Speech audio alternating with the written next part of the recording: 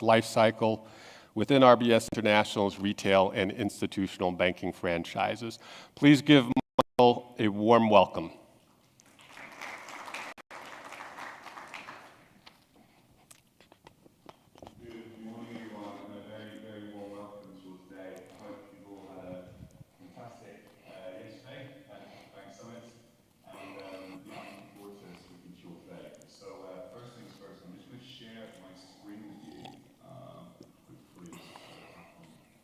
Seamlessly. Okay, hopefully you can now see that. So yes, as mentioned before, so today I'm going to be speaking to you around sort of open banking to open data, the challenges and opportunities for banking and fintech partnerships. Now, this is a subject that I'd love to speak about probably all morning, but I've been told that I'm under strict instructions to keep it to 15 minutes in order to leave for time for Q&A. If for whatever reason we're not able to answer all the questions that you might have today, please do feel free to reach out and I'll do my best to get back to you via LinkedIn. So yeah, without further ado, I guess first things first, just a little bit about myself. So as mentioned, so I'm the innovation lead at RBS International. We are the international arm from NatWest Group, one of the largest banks in the UK. And we truly do have an international customer base. And we serve all types of customers, from personal, business, banking, commercial, institutional. So yeah, as the innovation lead doesn't mean I've got to wear lots of different hats, but it does mean that no day is ever the same, which I love. And yes, and before that I was part of NatWest Ventures. So Ventures was really a direct response to open banking. So it was targeted particularly at the sort of business sort of market. We saw that as a way to essentially launch 7 sort of startups within the NatWest umbrella. To really kind of sort of protect our sort of market share, and also we saw an opportunity to offer new products and services to our business customers, not just within the NatWest account, but also accounts with other sort of other banks as well. So yeah, there's a topic that you know, with regards to sort of partnerships, I'm very sort of passionate about, and I can't wait to talk to you all a little bit about it more. So the talk today is going to cover sort of 3 main overarching areas. It's going to speak about the opportunities and challenges that come out of open banking. So open banking has been around for a while now, but it's constantly evolving. And as a result, the opportunities and challenges are also evolving with it. And also put a little bit of time in partnerships as well. I think open banking has created a phenomenal boom in the fintech sector. And despite many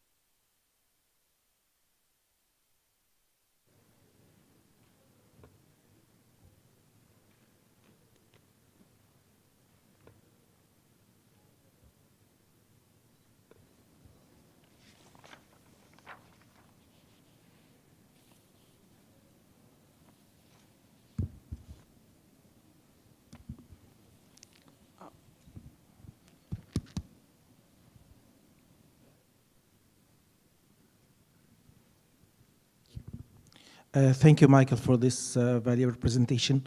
Just a quick question about partnership, because we are facing this issue with the international companies. Normally, as a customer, when companies come to us or partners come to us, they have their own process, procedures, and way of doing things.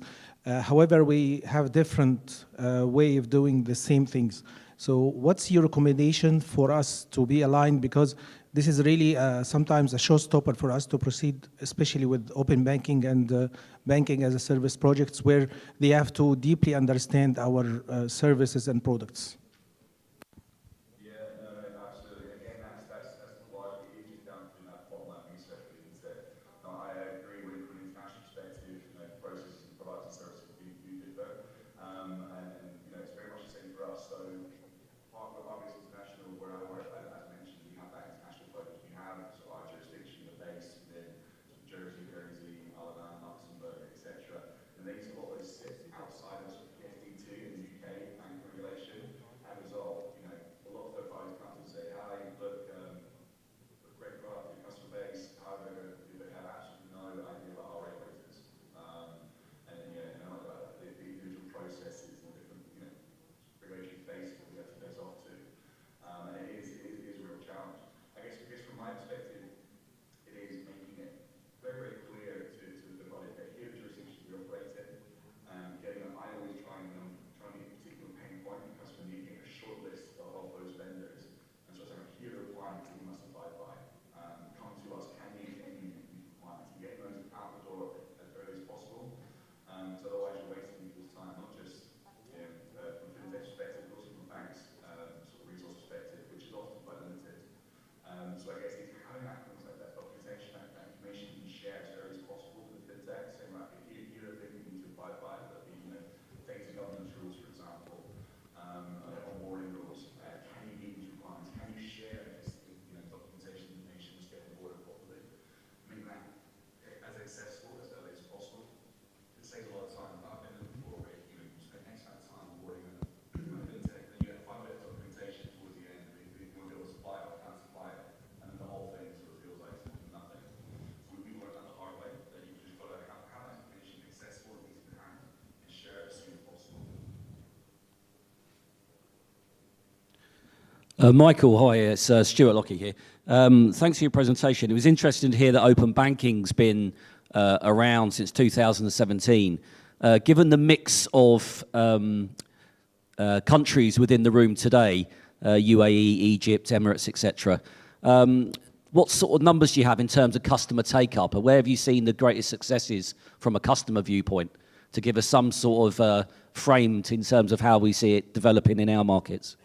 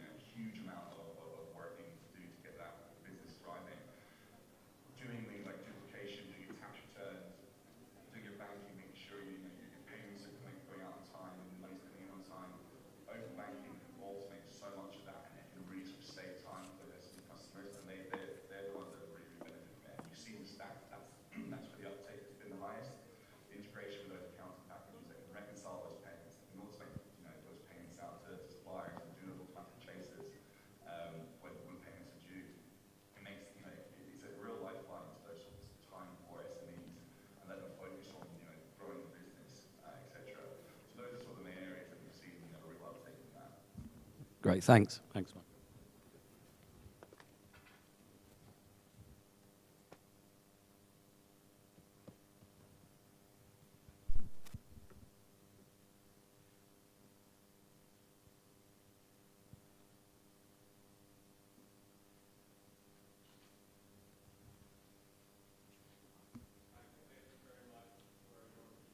It's very insightful and a very, of course, relevant topic that's sweeping all countries in terms of open banking and banking as a service. So thank you so much for participating. Next. Thank you. Next up. Oh, yes, a round of applause. Next up, our next topic is going to be the ultimate power of 360-degree digital services in shaping the future of banking and financial services. Our speaker today is Yasmina Fahmy. She is Group GM Marketing and Digital Transformation for Contact Financial Holding in Egypt. Fahmy, please come up and join me on the stage. She has 14 years of experience with multinationals and fintechs, so big and small, with digital transformation, innovation, sales development, marketing, and business development. Fahmy, welcome. Please, a round of applause for our guest.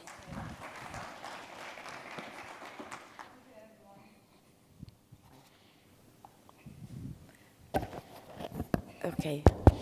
Can you hear me? Yes. Good. So, thank you for having me. It's my pleasure to be among all of you today in the Future Bank Summit. Actually, this is my second participation in this summit. First was the one in KSA and now in Dubai. So it has been always my pleasure to be part of the panelists and speakers here. I would like to talk a little bit in a more interactive session. It was meant to be that I don't have a presentation because it's an interactive talk that I would like your feedback upon this topic because it's very interesting to my heart. So, as banking experts, what do you think is the ultimate power of the 360 digitized services in shaping the future of banking? I'm not looking to cheat, I know the answer. I just want to gather your feedback first and then we can talk into more details about it. So, what do you think? Do you think that the digitized services, when it comes to banking, is an evolution in itself in shaping the future, or it's not mandatory at this stage? Do you think that the ecosystem of banking and the need of financial services nowadays is the same as 5 or 10 years before, or you think it's different?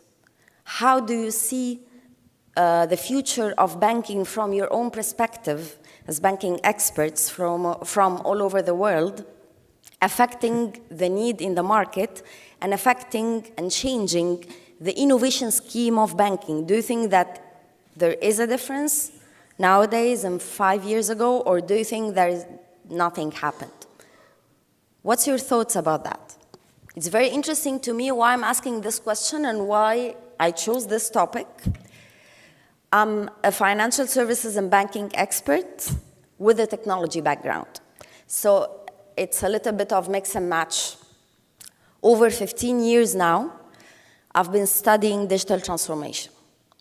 I've been in software and technology firms, and then I joined the banking sector. The idea of making use of the changing ecosystem in the market when it comes to the need, the actual need of these services, embedding the digital transformation and technology inside, is, to me, what caused really the evolution of the digitized services. The description of the digital services when it comes to banking is totally different than the technology industry. Do you know why? Any idea? Volunteer, guys. I need some answers. What's your feedback about that? Any answer would be okay.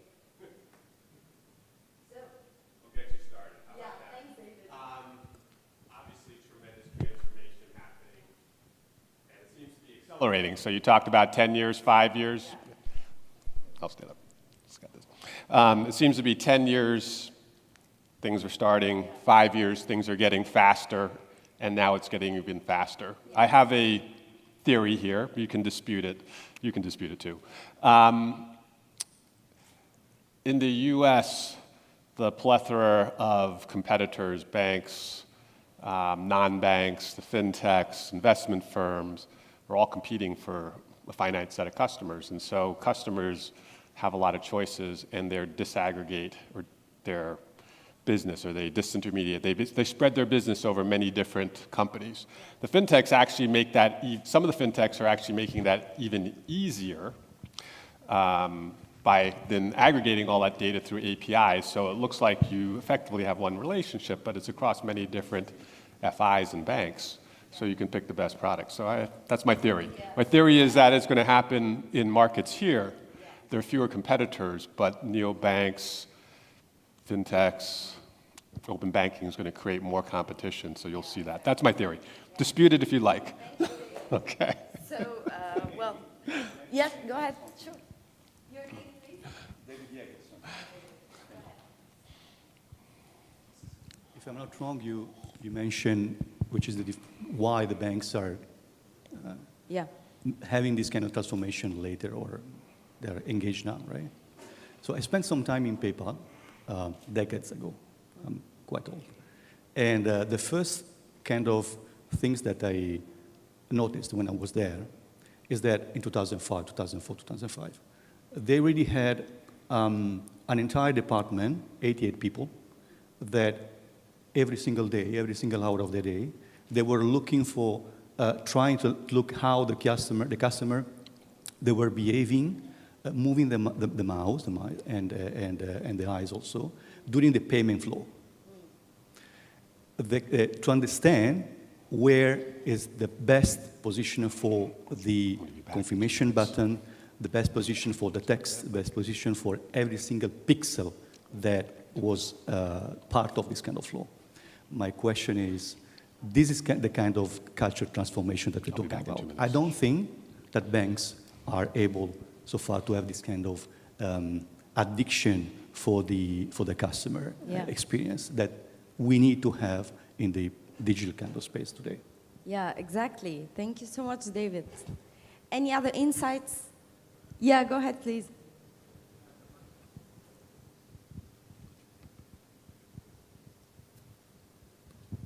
I think in continuation to what David has mentioned, that technology partners are always looking at the technical part of it. We as digital people, we always look after the customer journey and how to do the best for the customer in an easy way. Customer needs is different from what customer would be easy to do. So it's not only a need, it's also about how easy it is for the customer to do. The adoption. The adoption, yeah. In addition to that, today we are not comparing banks with banks. We are also comparing banks with other industries. Yes. So today the customer who's using a wallet with a telecom company is comparing the bank application or mobile apps with those providers, yes, with the healthcare, with other industries. So now it's a very broad. Generation X is now becoming a little bit old. Now we have other generations who are digital natives. So those people grown up on using mobile phones and tablets. They have never seen even a PC. Yeah. So those are a new generation of customers that need also different way of handling and different customer journeys for sure. Exactly. I didn't catch your name? Ahmed Darwish. Ahmed, thank you, Ahmed. Okay, any last insight?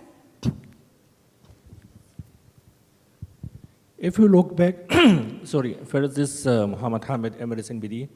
If you are looking back for the bank service, most of the service was totally non-STB and manually and taking a lot of time. But moving to the digital era, okay, the main focus was about time. How we can utilize the time. How we can automate the non-STB to move to STB area. The percentage between both during the last 10 years, I can see significantly already increasing too much. Yeah. Many banks reach to up to 90% of the transaction, it's already automated and STB totally. This reflecting to the time value. Yeah. The time value here back not only to the bank, but also to the customer and to the community overall to accelerate the transaction across all financial services. I think this is the real value from the digital or the digitization across the 360. Yeah, agree. Thank you very much. Thank you. Okay, so thank you so much for your insights. They're all 100%, accurate and spot on. Let me discuss the ultimate power of digitized services. So my answer would be, there is no single answer. So the idea of the digital transformation and adoption of technology when it comes to banking is very tricky. Why? Because of all the answers you've just mentioned. Time-sensitive matter, changing of the ecosystem, and changing of the needs of the customer, the generation Z, and how we can adopt the change in their mindset. The need of the customer is changing. So 5-10 years ago, you will find that the customer approach in going to a branch and waiting in the line until he finished his loan or paperwork or whatsoever the service he would like from a bank, now is not really happening. So the mindset of the customer, the retail ecosystem when it comes to how they would like to receive the services are totally changing. So how would the financial services entities and the banks adopt to that? Is by digital transformation. But it's a very tricky word. We all hear about digital transformation, but very few in the market really understand how it's done. It's like, a big word, so you say it and you feel, oh, it's very complicated. But it's really not. My own description of digital transformation when it comes to banking in specific is the triangle of business. Is serving the employees, the customers, with the products and services that the banks offer, and in the core of the triangle is the communication. So, if you link using any technology between your employees to talk in a way that's digitally convenient to the customer, and tailored to the country, which is very important, with your customers, providing the services they need, that's the triangle, and in the core, communication has to be two-way communication, not a one-way, informative, static. So, if we can solve this equation by providing a two-way communication methodology, whatever it is, that we can tailor it to fit the customer needs in the country and speak their language, then we are succeeding in delivering digital transformation for banking. So again, any one-way communication between the bank and the customer is not really the digital transformation. Any missing area of the triangle, the three pillars, the employees, customers, and services, using the communication effectively in two-way is not digital transformation. So when we say static website, even if it's top-notch with the latest technology and it's really fancy, but you're not offering the customer need in a way that you can speak the customer language and they respond back in the same platform, and connecting your employees, not just a company. So the idea before and after change transformation is the company is just a website. That was years before, 20 years before, just a website. You don't see who works there. You don't communicate with Mena. You don't know that I'm the one responsible for the marketing and digital transformation in this group. You just see the group, you see the services, and you see contact us. This has been the time before in all banks across the world. Nowadays, it's not. So it's not about technology as an abstract word, no. It's about tailoring the technology and fitting the customer needs, and this is customizable by country, not only region. So in Egypt, it's different than UAE, it's different than US, it's different than Europe. The language of the customer, the need of the customer, the nature of the complexity of the services they seek is different from one country to another.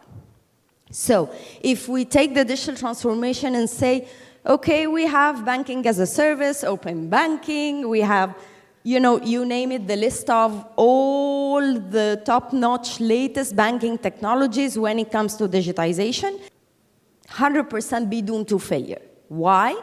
Because we're not smart enough to understand the on-ground ecosystem of the country and the need of the customer there, so we adopt and tailor the technology to fit the customer need and the country at this specific period of time. So that's why I said it's a very tricky word. And very few, really very few, understand how to tailor it, because that's the hardest part. Again, what's 360 digitized services? Any digital transformation services, when it comes to banking, needs to talk to the other one.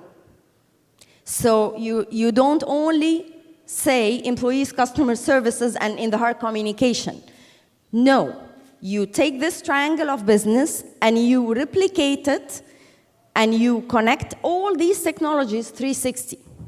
So when you launch the two-way interactive website, bilingual, customer-centric, and you change the product proposal from a product proposal to a customer-centric proposal, you have to get this channel to talk and link it in development with the other digital channels that the banks are offering. So if a bank have a website and a super app and a social media and a WhatsApp business chatbot, they have to talk to each other. So if a bank doesn't connect from the strategy phase, the correct hierarchy of the 360 digitized services, so that when you open the social media page in a specific service for a bank in a specific country, you can be directed to the other channels in a way that makes sense for the customer. So if I'm a Generation Z and using the WhatsApp business chatbot, rule-based, connecting with the CRM of the bank, and displaying the loans and displaying the services, even including loyalty program inside with the points redemption, and you don't link that with your super app, and you don't link that with your website, and you don't link that with your social media in a way, then, again, this is not digital transformation. So it's very tricky. It's very tricky. And for the structure to be built correctly from the beginning, it has to be done 360. And we have to understand the mentality of our customers. It's not an abstract technology adoption. It's not who spent the highest amount of money in developing a super app which has everything in place. It's not about the sum, it's about the how. And there is something that I've discovered from my on-ground market understanding of the ecosystem and from the latest technology scheme across the world in this specific industry. The idea of the simplification of the digital transformation to deliver a seamless customer experience is the key to its success. So if we're planning to build something that's really complicated, fine. It has to be complicated from the inside. The customer has not and should not see the complexity. And again, this is a very tricky word. How? We need to connect everything in our database. We need to embark the intelligence on top. So the idea that we had years ago with a call center, calling the customer, asking for a survey, is obsolete now. Obsolete. It has to be digitized in a way that makes sense for the customer. So if we're launching anything, again, social media, WhatsApp, AI, machine learning, data mining, you link all that with your own CRM. You deliver it in a way that fits the customer generation and country, as I said and will say again. It has to be embedded inside without the use of physical interaction or phone calls. And it shouldn't be complicated. Generation Z now is tech-navy. Nevertheless, they get bored easily. We need to understand that. The patience that the previous generations have in, as I said, waiting in lines, the appreciation of time is different now. So it has to be fast, easy, quick, and to the point. So if I was someone to be asked for when a bank or a fintech company is launching a super app and linking everything inside, I'll say bravo. Nevertheless, I'll have to see the user interface. Because if it's too complicated, so you include inside a wallet, a loyalty program, a chatbot, a loan banking services, what else? Issuing sukuk, investment. You put everything inside, like tabs and tabs and tabs and like that. I would say this is hilarious. You have no idea what you're doing. Why? The customer will get lost. Once the experience, feedback is lost, you're doomed. And the app is gone. Although you excelled a lot of money, effort, thinking, you brought an external consultant, you did everything. It will be doomed to failure. You're missing the understanding of the customer needs and the tailoring of the latest technology that fits this complicated platform in a way that will make him feel uncomfortable. He will say, oh, who should I ask how to use this damn app? I don't know where to go now. So, that's why I didn't prepare a presentation. So the idea is, the beauty of digital transformation when it comes to banking is different from one region to another. So I worked in French companies, I worked in American companies, I worked in Egyptian companies. And I've dealt with all the nationalities on a global level. It's different. It's different. Adopting the technology and the need is different because the customer nature is different. So American customers are different than Middle Eastern customers, totally different, which is totally normal. We need to understand that. So if we're a global bank, thinking what we do in terms of digital transformation, how we apply the services that makes us a digital savvy bank, we need to tailor it even inside the bank in each mobile app, for example, in Middle East, with a different view than the mobile app in Europe, with a different view than the mobile app in America, etc. It's tricky, I know. But trust me, that's the only way to succeed. If we have one voice for all, it will never happen. Never happen. And the more complex we deliver, the less we get. I'm not saying that we go old-fashioned and come up with the desktops that we had 30 years ago and say that's, well, we're not complicating stuff, so that's the old stuff that we're working with. No, I'm not saying that. I'm saying that we have to be extremely smart in knowing what our customer wants and how we can complicate it big time inside, but never show it outside. And that's the tricky situation that we're all in right now. Do you think that what I'm saying is applicable, or it's really, fancy words that's not really reality? I need your feedback on this, please. Any answers? Do you think it's applicable? In your own case, at least? No? Yeah. This should be planned very well from beginning. Yeah. If you're looking for a full integration 360 across all system app, I think the planning phase, it's very, very important. And actually, it's critical, actually.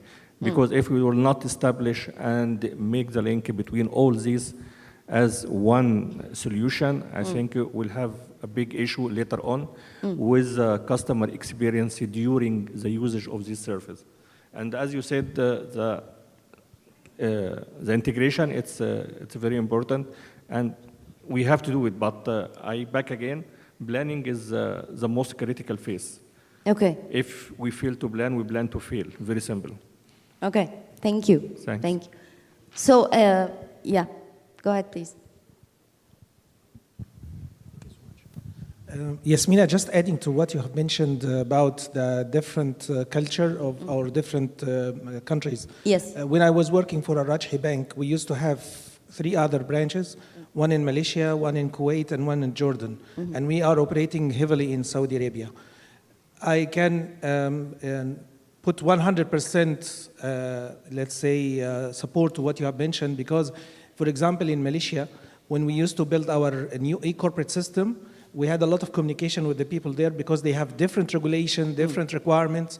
It's not only about culture, it's not only about lifestyle, Yeah. it's also about the country regulations, Yeah. customer expectations, and let's say external partners they are working with. So in Kuwait and Jordan, for example, they are dealing with different, let's say, ecosystem than what they are doing in Malaysia. Yeah. And what is completely different from what we are doing in Saudi Arabia. Exactly. So this is adding to what you have mentioned. Yeah. Absolutely. Thank you. Thank you. So, yeah, go ahead, please. Thanks. Hi. Yes, Mena.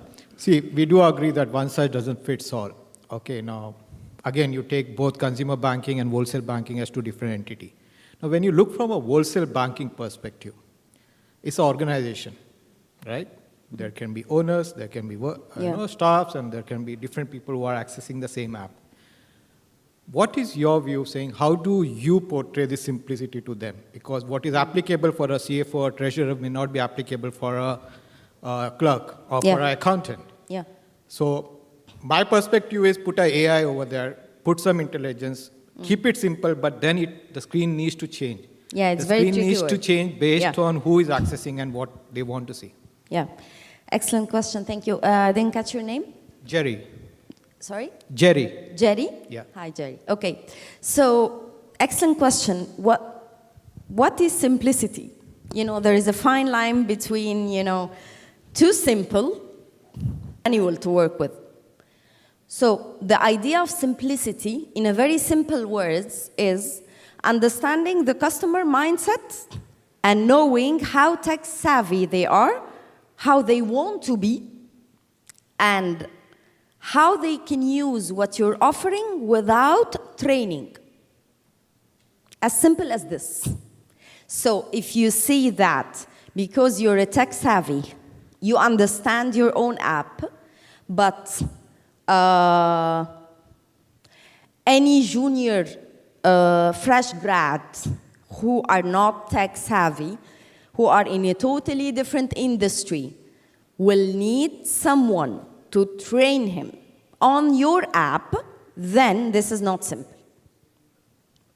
Simplicity is delivering so much complicated services, technically connected in the back end, with intelligence on top, to be acting as the customer virtual assistant. So we're helping you. You are not the one who should ask for help to understand what we are offering. You see? So the idea is that Google, Amazon, you see the top-notch tech-savvy companies. When they deliver new service, they deliver it very easy to understand. Very easy. And with methodologies and interactions and integration. You see a chatbot talking to you? One of the old days I was working at Oracle and Orange Business Services, and the top-notch technology they used to deliver back then was virtual assistant that really understand your needs without saying it. So they understand you so well that they can really programmatically offer you what you would like to have without you asking it. And this is embedded on their own tools that they sell to all the big corporates and enterprises. So what you see is very simple. Digital platform, whatever it is, whatever the technology, saying to you what you really need in your own language, in your own language. So it's very easy. Anyone can understand it. But is it easy to apply? No. That's why they're successful.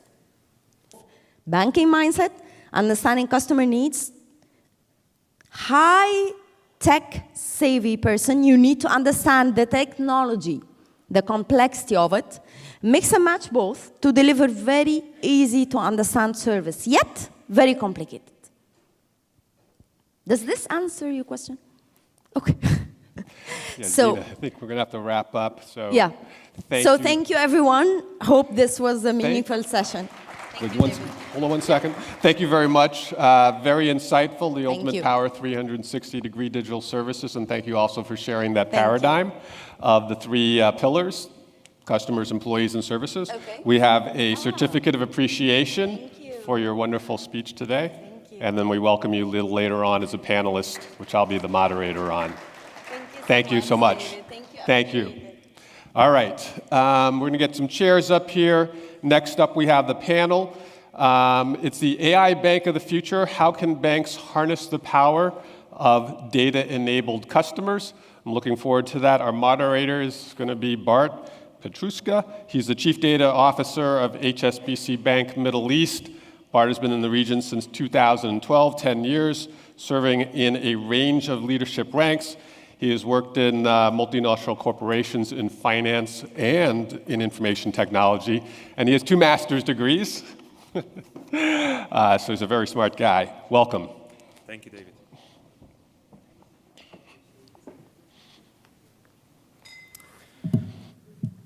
Thank you for the introduction, and guys, thank you for having us here today. So on behalf of the panel, I would just like to introduce the panelists. We've got David Jaegerson joining us. So David, why don't you come here and join us on the stage? We've got enough chairs, so I'll just move. Thank you.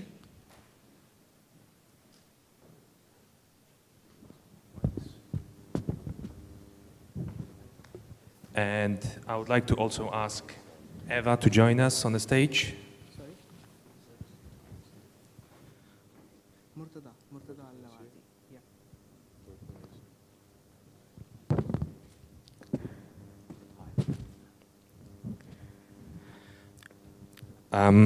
So David is the EVP Head of Customer Experience and Platform Development at the National Bank of Fujairah, and Eva is the Head of Customer Experience at First Abu Dhabi Bank.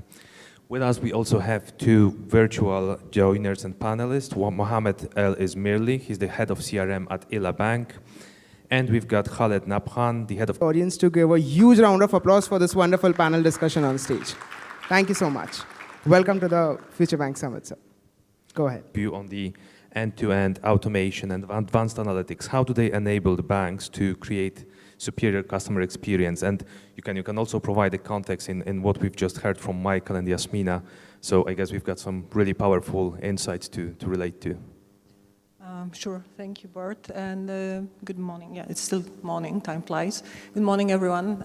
Thanks a lot for having me here, and thanks for the invitation. Welcome to my fellow panelists. I would like to start actually with mentioning that it's a great place to be in front of the Museum of the Future.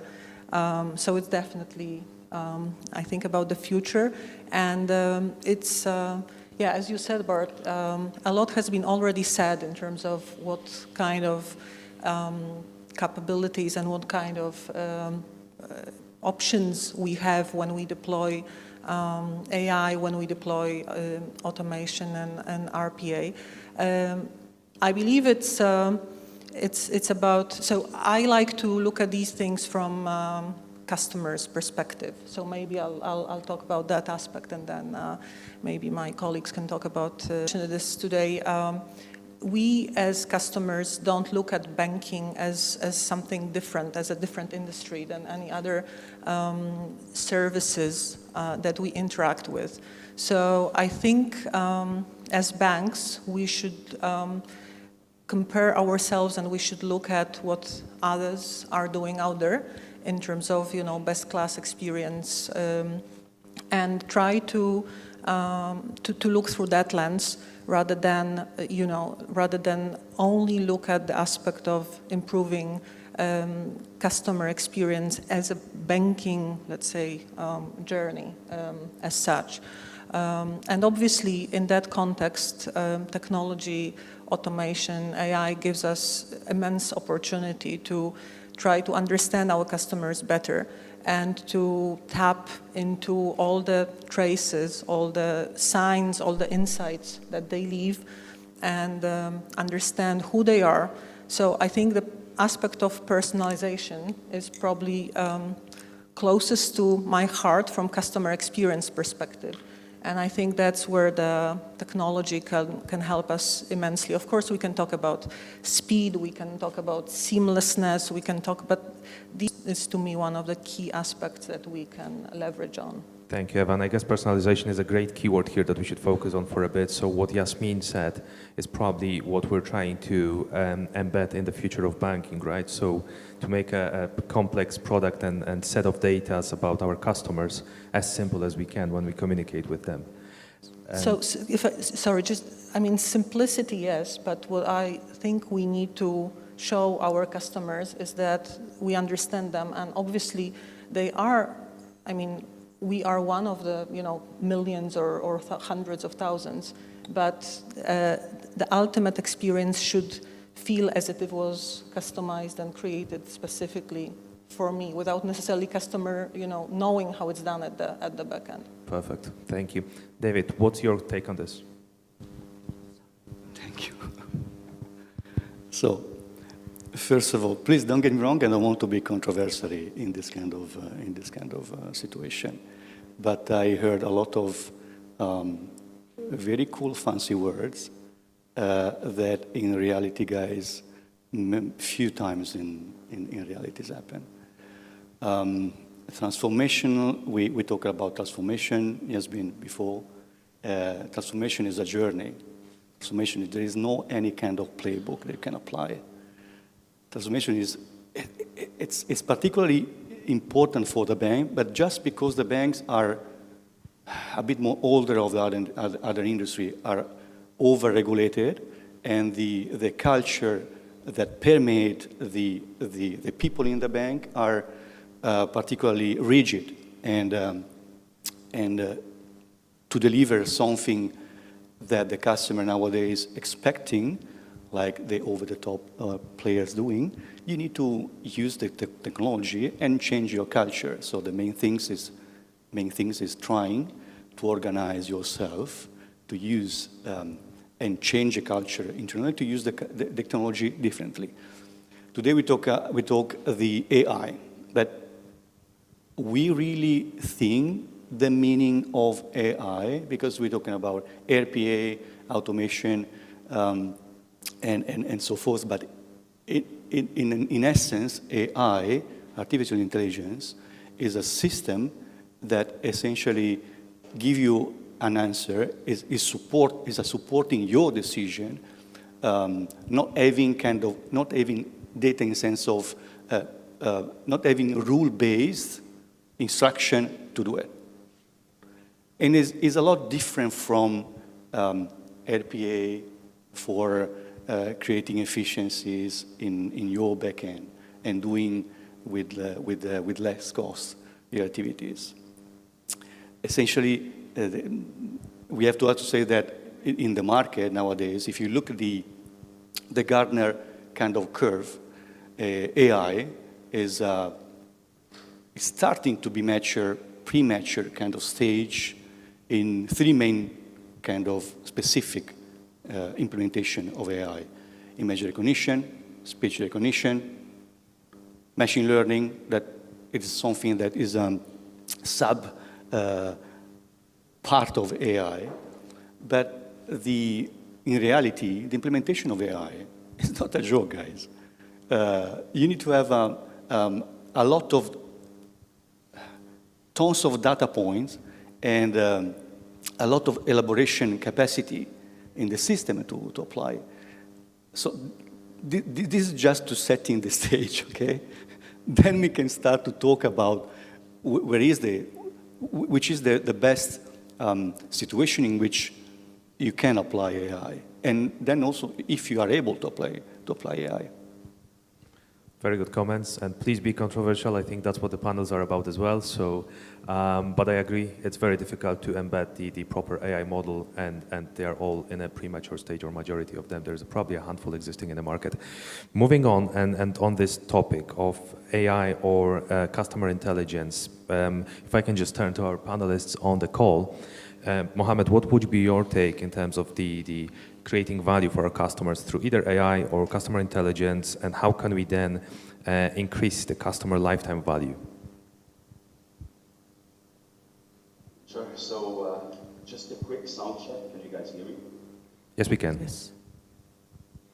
Perfect. So thank you for having me, and welcome to the audience and my fellow panelists. I just want to piggyback on what David has alluded to and just put things into perspective. Now, Polo 11, which was basically the first rocket that landed in space, had a computational power of 1/1,000,000 of an iPhone. So the iPhone, our current iPhone, has 1 million times the computational power of a spaceship. To put things in perspective, this is where we're at the moment, and this is the opportunity that we're at. So we're no longer functioning. In 50 years, we've transcended from being very primitive in terms of our capacity, our technical capacity, to having ability to process a lot of data. And the processing and the storage has become cheaper and cheaper with SaaS and with advancement. All of this is great. Now, a lot of people have understood that there is a great opportunity, but the key point over here is to understand really how do we harness that power and how do we take that forward. Now, for me, in terms of looking at advanced analytics and AI, I tend to look at it from the perspective of, first of all, we need to understand what exactly is the customer true value for us. Now, in the old way of banking, you see, for example, portfolio managers who do demographic segmentation, they will do gender analysis or static analysis to find out, what segments are in the bank. But in reality, what's truly moving into advanced analytics is literally going into what is the true value of the customer. So micro-segmentation. And this is where AI comes into play. Micro-segmentation, for example, getting into statistical tools like K-methods and all of that will help you really get into a deeper understanding of your data or a deeper understanding of your customer. And this goes back to what previous speaker was alluding to as well, in terms of having an understanding, a deeper understanding of the customer. Now, if you go and ask many managing directors of banks, and you ask them, do you know any customer? Their natural answer is yes, but you actually know the customer. The second point that I want to mention over here is the automation grasp of scale. That's why artificial intelligence is not only there to be unassisted, be assisting teams of people, and about 80 people just trying to understand how a page functions. What truly is the true value of technology over here is to try to reduce the mundane work and try to transition that from having apologies for the derogatory work, a lab, as opposed to having a team of very capable individuals focusing on real decision making and analysis. Now, to your point related to how can we engage people, I think what we need to do over here is we need to reimagine customer engagement. So what we need to understand is, do we engage with the customer in the same way that we engaged before? And this forum being a future bank, we need to really take a step back and reassess our own understanding and our own experience. Each one of us over here has probably north of 15 years of experience in their own industry. They already are very comfortable in the way they think about customer engagement, but are we still, are we taking a step back and questioning where we're at? And I think over here, something that's very important is to have, is to take a step back and really understand what is the level of engagement for, what is the true level of engagement for the customer. Do we have a normal proposition? The normal proposition that is product-based, or is it an intelligent proposition that's customer-based? I can give plenty of examples in the fintech industry that have delivered basically value to the customer before it actually delivers the product to the bank. I think these are important points just to put in perspective what artificial intelligence can do in order to actually increase true customer value. Thank you, Mohammed. Really insightful. Do we have Khaled on the call? Ben, if I may. Go ahead. You're a chief data officer for HSBC. And I think that you are much more aware which are the challenges. And again, we should try to exit from the situation in which we are thinking that we are taking an AI from whatever will be fintech that can offer us AI, apply this algorithm and fixing the problem of customer experience. Because I think that it's completely different. If we want to deliver something of value in this kind of panel, we should be very, very real. Did you know that, just because yesterday I tried to collect some kind of data, I discovered there is a research that talks about the 40% of the startups in Europe. It is a research from MMC Venture in UK. They try to understand how many startups in Europe they're using AI, okay? They discovered that the 40% of these kind of startups, there is no evidence that they are using AI in their kind of activities, in their kind of business model, okay? And that's the assumption is that they're using AI because the investor, they give them much more funding just because they are talking about AI. And the problem is that we as a banker, we are just using fancy words and expecting that AI will fix the problem of customer experience. And in my view, it's a bit different because I had the opportunity to look really how we should deliver the best experience in counting the number of clicks that the customer is doing in the web page or a number of flows that we have in our mobile app. So this kind of addiction, that is a culture thing, is the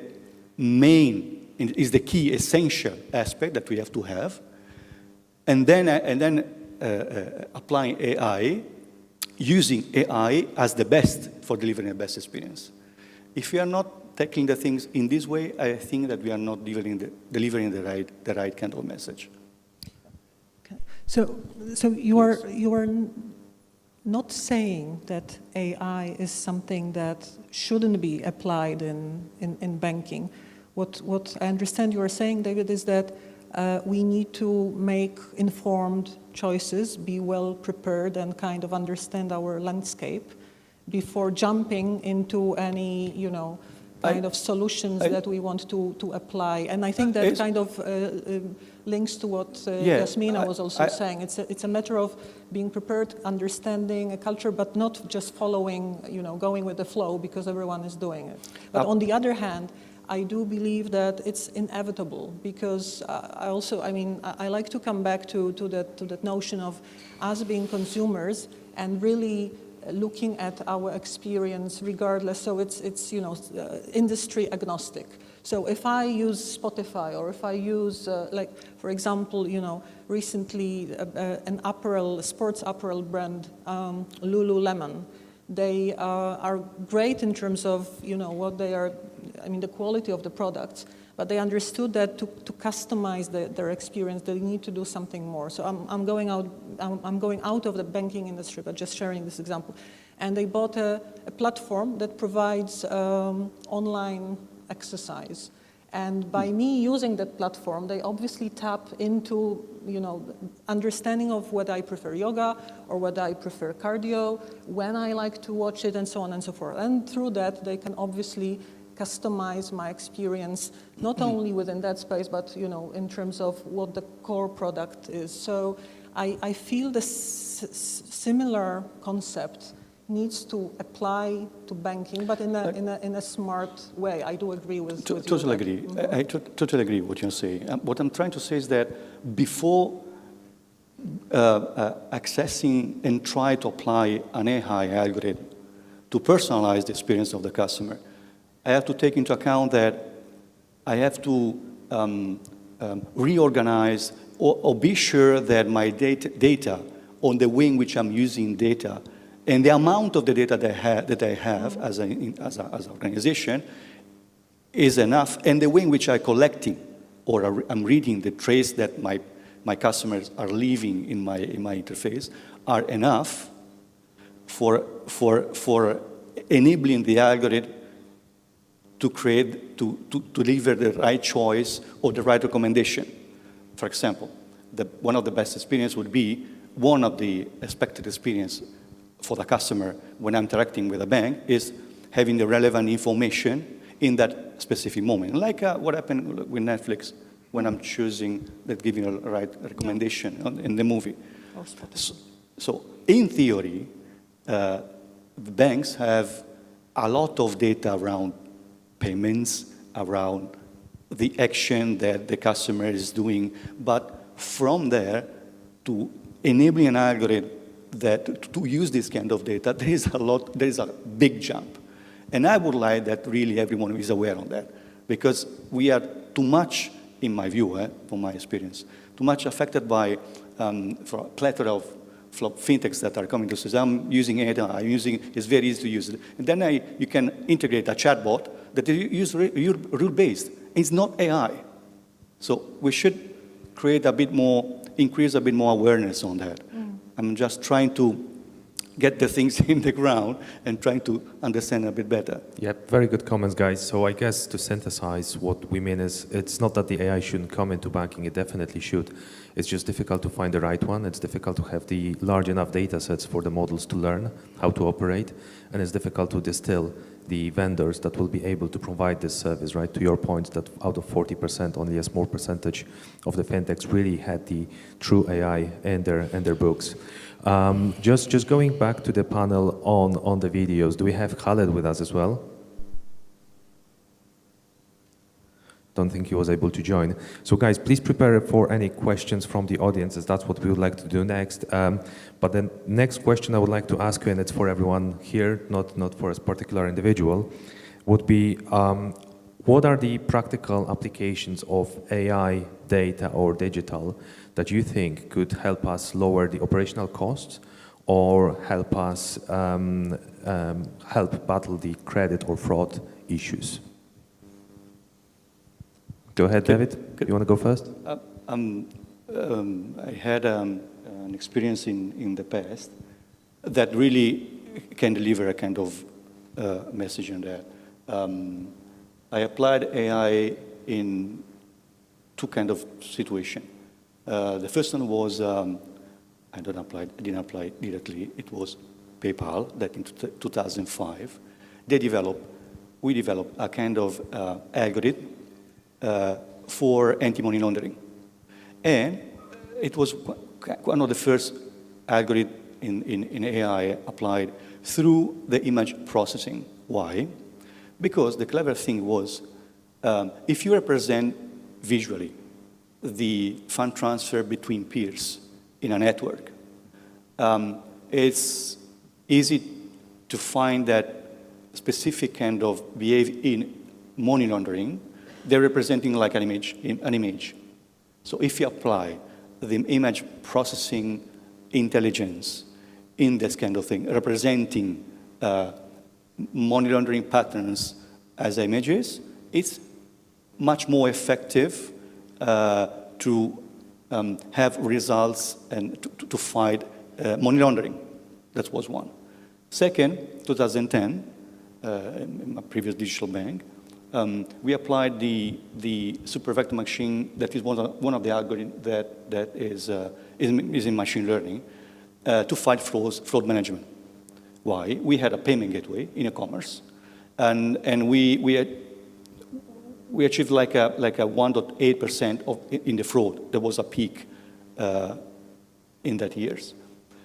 So we tried to apply this kind of algorithm, and with reading and letting through manual interaction from operators that from 6 to 8 months, they were algorithm learning about which are the exception in the data point to let the algorithm learning.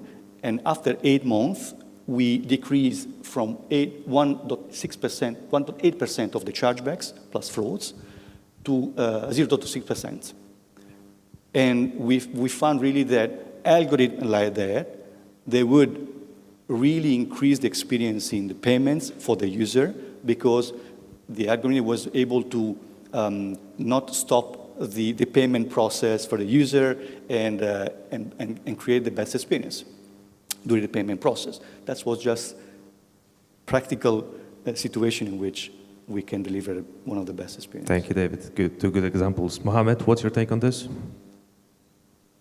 Okay, so I think in order for us to answer this question, just need to take a step back and understand exactly what AI is and what it isn't.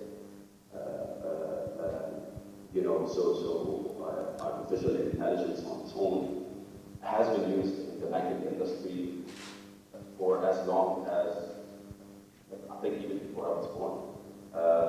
But artificial intelligence is basically any system that will mimic human cognitive functions. Learning, problem solving. You can do that running a market, essentially. So we need to strip AI from its fanciness, and we need to go back to the core of why AI. I think there are different types of AI that we need to factor in. The reactor, the memory AI, and you can take it forward from there. Then you can watch movies like, where AI will end up having algorithms, which is hopefully not right. But the true core of AI is basically any system that will mimic the cognitive behavior of humans.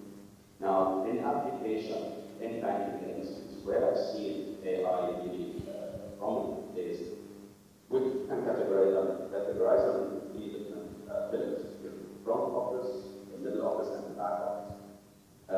For the front office, we're talking about anything that relates to chatbot, voice recognition, IDV, so identity verification is massive. So it's a big thing. Now, with identity verification, you have companies, very successful companies that run a lab of many different people trying to match documentation with facial recognition, with ID very manually. And we have others who have transcended from this and reduced their time, basically their time to serve, and the technology in order and their costs in order for them to deliver better value for the banks. And most importantly, also from front office perspective, anything related to contextual marketing, near lifetime decision making. If you talk about CRM marketing capabilities such as marketing cloud,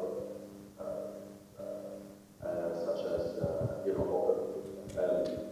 any Adobe, all of these solutions are actually now implementing AI into learning and trying to understand how the system works. In the middle of it, and this is something that we face as a need, AML is a big thing. So screening and money laundering, trying to mix and match, trying to identify people and learn from their behavior is in order for us to make better decisions and able to explain. And in the back office, the most important element of this underwriting is also trying to do proper credit scoring, not based on intuition, but based on a system that's not running just rules, but running what we refer to them as business rules. So the difference between running a normal rule and business rules is that when you run a business system that you input in, and again, we want to strip the fancies from it. It could be any sort of system. But the system that you run it in is actually learning and applying that, and if it matches, you learn it again, you learn it again. And that's the fact is, you don't go to market with a single solution. You go with the first iteration of the solution, and then it picks up. And the other application that I've seen it very prominent in actual banking is related to operations, filing, intelligent filing, intelligent archiving, and management of data and analytics. So I think from this perspective, AI is already there in the market. The only difference is that when we talk about AI, we have an assumption that AI has to be a center of excellence. And it's not, for example, a function.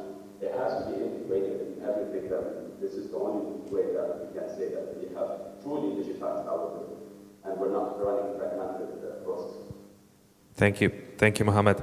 I guess some people would challenge whether a chatbot, for example, is an example of AI. I would probably say no. It's probably an algorithm at this stage in many cases. But yeah, let's open the floor to the questions.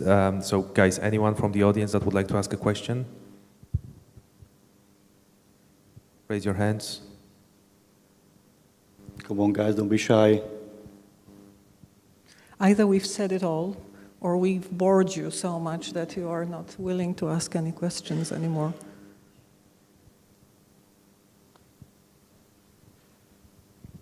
Well, actually, it is the first. You, mashallah, covered it all, or almost all.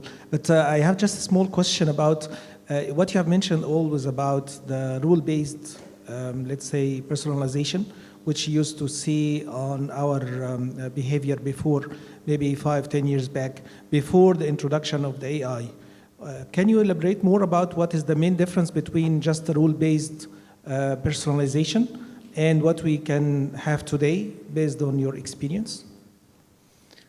Eva, would you like to take it? Yeah, I can. Yeah, thanks for the question and thanks for starting the conversation. So obviously, I believe that this hyper-personalization that I think we should, and obviously acknowledging all the challenges that we have, which David was talking about, I think we still should aim, also in the context of banking, to try to harness the power of data from the ecosystem.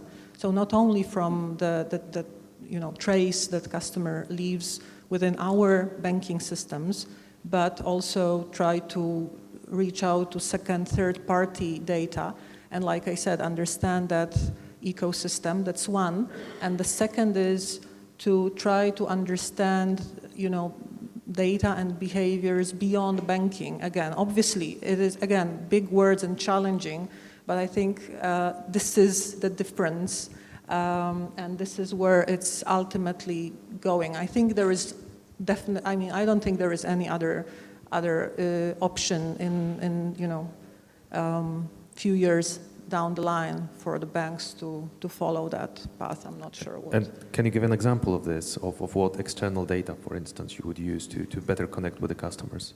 So I've shared that example of Lululemon, for example, which is which exemplifies of what other behaviors we can look at to try to customize the experience. So this is this kind of additional insights that we should look at.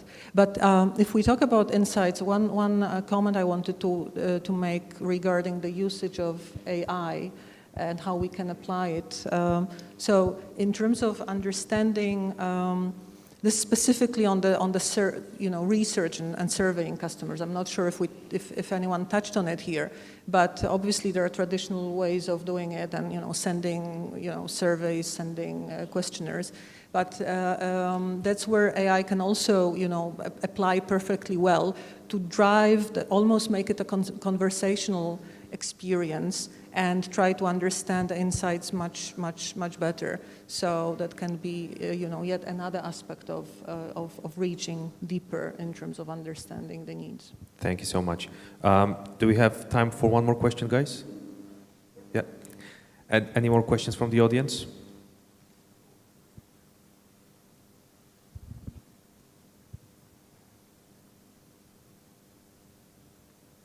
Can I just clarify one thing in the meantime? Again, because I think that the right definition of AI is passing today. AI is a system that is able to take actions, or one action, or actions, potential actions, without being programmed for. A rule-based algorithm is not AI. A chatbot is not AI. Maybe it could have some kind of language processing components. That is one of the part of AI. But a normal chatbot is not AI. RPA is not AI. Automation for speeding up and shortcutting or increasing the velocity in which we are doing things is not AI. AI is the one that give you the best choice amongst many potential other choice, and is doing it not having data. There are some kind of contexts in which you can apply AI. The first context is when you know that a problem can happen, but you don't have data. You know that some kind of component of the car can fail, but you don't know when. The algorithm AI is able to collecting the data, understanding when is the lifetime of a single component and predicting when the component could fail. Okay? In image processing with the autonomous vehicle, you can apply AI when you don't have an analytic process, or it's too hard to have apply analytic process. For example, recognize an image pixel by pixel when you have billion pixels is something that is not easy. The image processing can fix it in that case.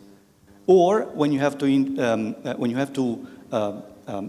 optimize the interaction human-machine. For example, when you are in a car and you want to send a message, text message to someone, it's not easy driving and holding the phone and try to send a message, no? It's difficult. So maybe having Siri or whatever that you can tell Siri, please send a message to my friend doing something like that. That is a context in which AI, through the image recognition plus the speech recognition, can help. but it's not always applicable, AI. Agreed. Just mindful of time, guys, and I know that we had at least one more question from the audience, and I guess that's going to be the last one.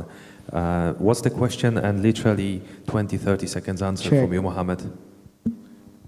This is the Saif from Adib.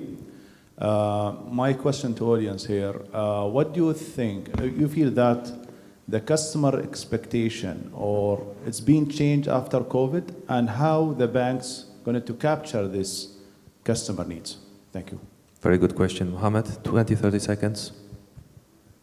All right. Well, I think it's a spot-on question. So what we have seen practically in the market is that there is a tangible transition in the way that the customer is thinking, and the expectation from the customer is sort of summarized with instant gratification removal.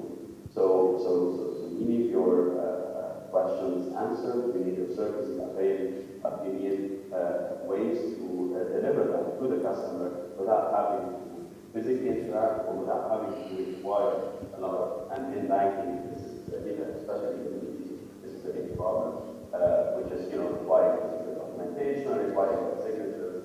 All of that are expected to be removed post-COVID. I think this is in 30 seconds. That would be my answer. Thank you, Mohammed. Thank you, guys, for joining today's panel, and thank you, Verve Management and David, for having us. Thank you. Thank you. Thank you, Ron. Thanks. Thank you for that insightful presentation on the AI Bank of the Future. Thank you, Eva, David, Bart, and Mohammed.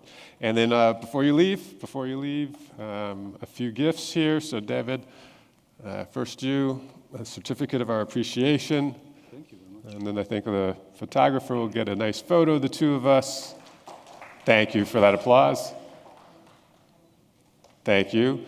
And then next up, Bart, thank you so much for moderating. Okay.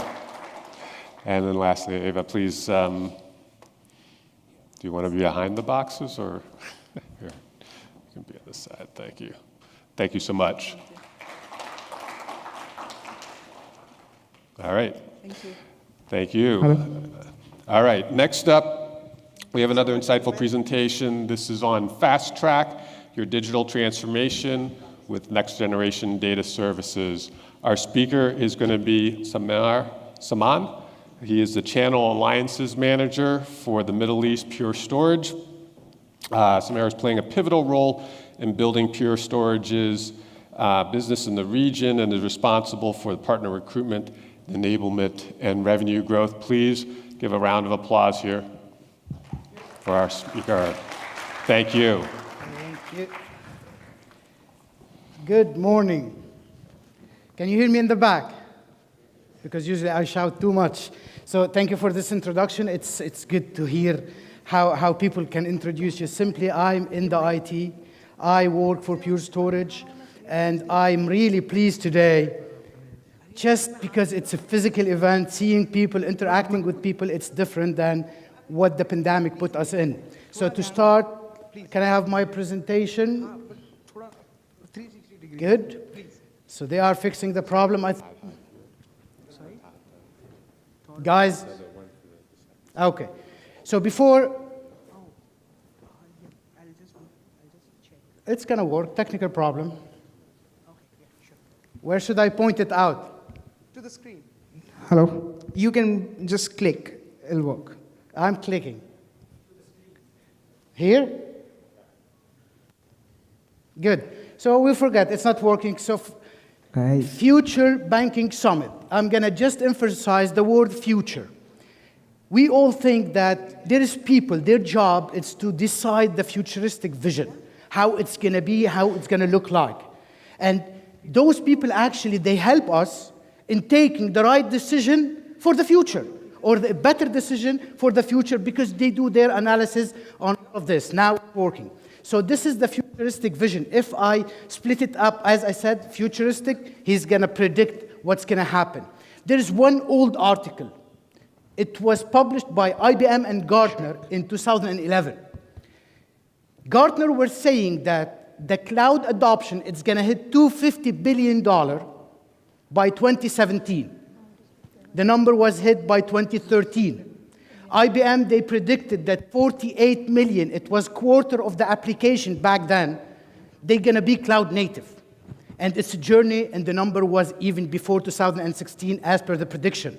So what we're doing here, there is a major change that it's changing our behavior.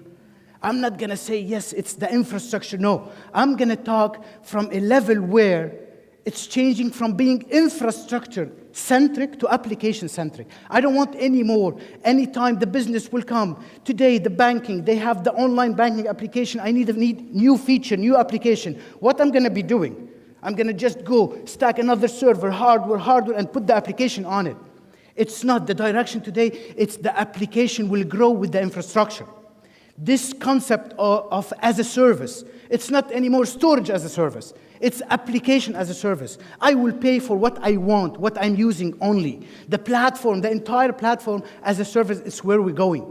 But with all of this, with all the futuristic prediction, wherever they talk, they do their analysis, no one was able in December 2019 to predict the pandemic that sent us all working from home, not even being able to go outside. And this was the trigger to accelerate the whole change in IT. And when I talk to people like you in the banking sector, this is the fastest change that ever happened.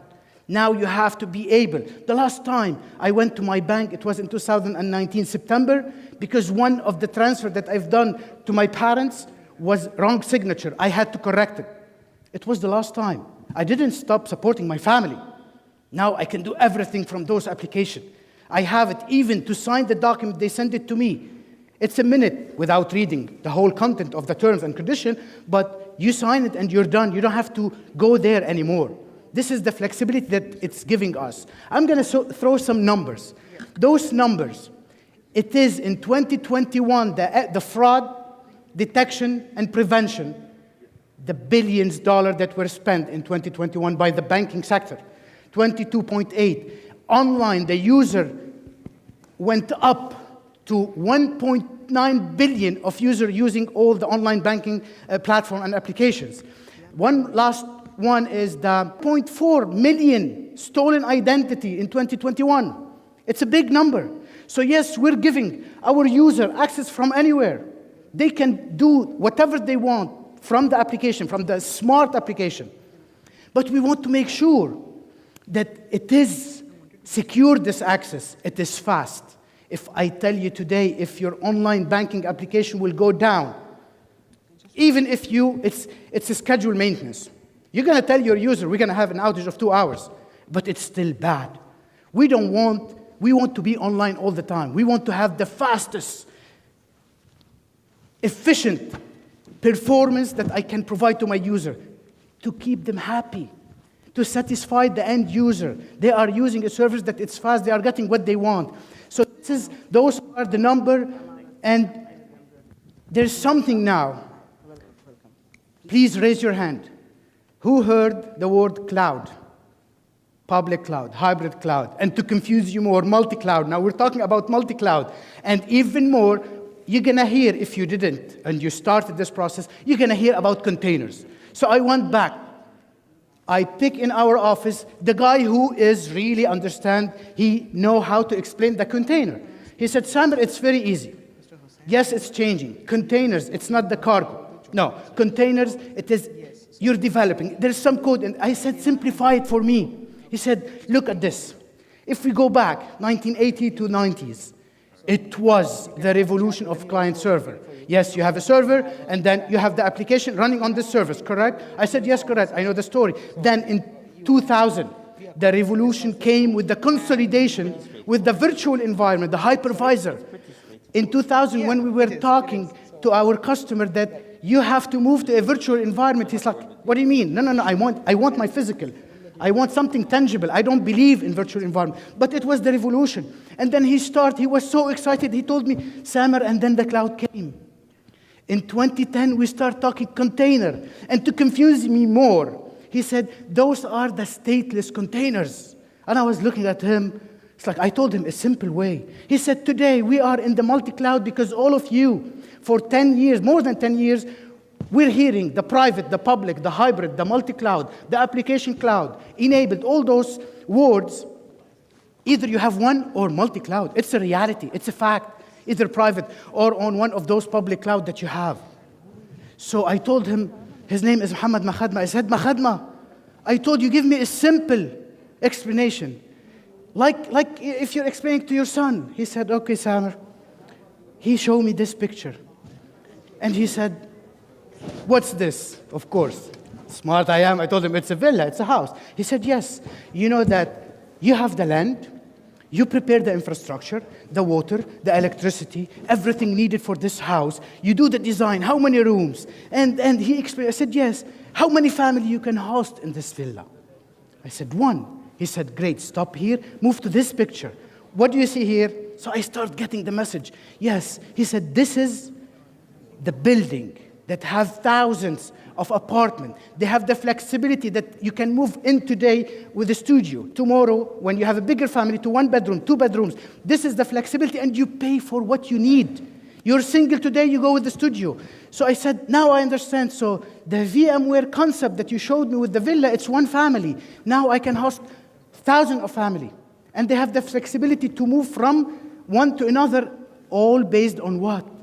On they pay what they want, what they are using. So this is the concept today, the containers that we're hearing everywhere. It's the flexibility that those application or the agility needed for the application. So today, if you have an application in your banking online, it's an application that it's based on containers.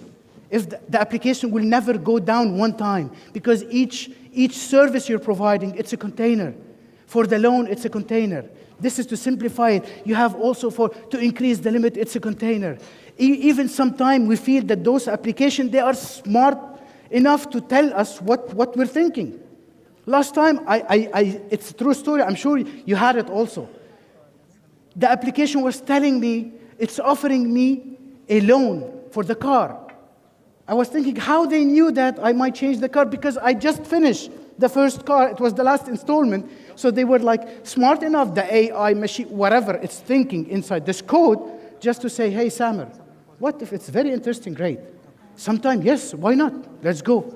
This is how they are, from the data they have, from inside, analyzing the data, they are getting more profit also. Let's be realistic. They are offering services, yes, but it's a win-win situation. So this is the agility of the application today. We want the application to be online all the time. If I tell you, whatever I talk about, this big word, containers, it's still a service, it's a code that it is shared, and you can scale very quick with it. So the life cycle, you have today the most known platform, orchestration platform, it is Kubernetes. You're going to hear it. If you didn't hear it yet, it's the Kubernetes, it's the automation, orchestration platform for all your containers and the microservices. So here, it's a simple example that if I'm paying my bill, and sometime I need, you need to increase the limit. I cannot increase the limit because the application, this container is not working. It doesn't mean I cannot pay the bill. I still can pay the bill, but the issue will be with only this container, that it will be fixed with this, whatever it's automating or monitoring your containers platform. So with this is the orchestration. You have to remember, since I start my career 22 years ago, the most critical asset for every organization was and still will continue being the data that we have. It's all around the data that we're generating. Data is still the most critical application. So yes, I can monitor, orchestrate with Kubernetes all those services that they are creating for me, generating data. But at the end, it's not managing, it's not storing, it's not providing what you need for in terms of protection for the data. That's where our role comes. They said, I work for Pure Storage. Yes, I'm proud to say that we're starting from the software level. Portworx, it's one of our latest acquisition, it's a software layer. It's going to sit, the development team will love it because it's going to facilitate their job. It's going to sit in the middle. Infrastructure, and you have your application. It's any Kubernetes distribution, any platform that you have. So this software, it's going to protect the data that you have. It's going to make sure that the data is mobile. The mobility of the data, the multi-cloud that you have, your team to deploy a new feature that they enhanced based on the customer requirements, they're going to take it, they're going to push it, test it, and push it on all platforms. This is the software that they're going to make their life easier by pushing it automatically on their behalf, and it's a very fast cycle. So mobility, secure, and you have the disaster recovery. We always believe that the data, if it's in one place, you need to have a second copy for any disaster that might happen. So with this, the Portworx layer that we're talking about, Pure Storage, it's a 12-year-old company. We're still young, and we are revamping the data experience in a way that we offer simplicity. We don't only talk about simplicity. And the efficiency, it's part of our core principle. And the last one, evergreen, it is the game changer, which is the business model based on subscription that I will talk about it. So if I start with the simplicity, today, Pure Storage, the simplicity that we're offering to all our customers from an infrastructure that you needed to be ready for all this smart application that you're going to be running, containers, development platform. So the simplicity, I can just explain it, is like when I go to buy a new phone. I'm so excited. I take the phone, I open it, I turn it on, next, next, next. Which Wi-Fi? Okay, so I connect to the Wi-Fi. What email address? I'm done. This is the simplicity that we're bringing from consumer to enterprise, and the customer loves the simplicity because it is proven simplicity by the customer. So from simplicity perspective, it is very easy. I don't want to say that my 6-year-old son can do it, but it is very easy. It doesn't need expertise to manage or monitor the system or the solution. The second point is, with this simplicity, we were able to provide to one of the top 10 banks globally to have their 30 petabyte multiple workload be managed by only one person.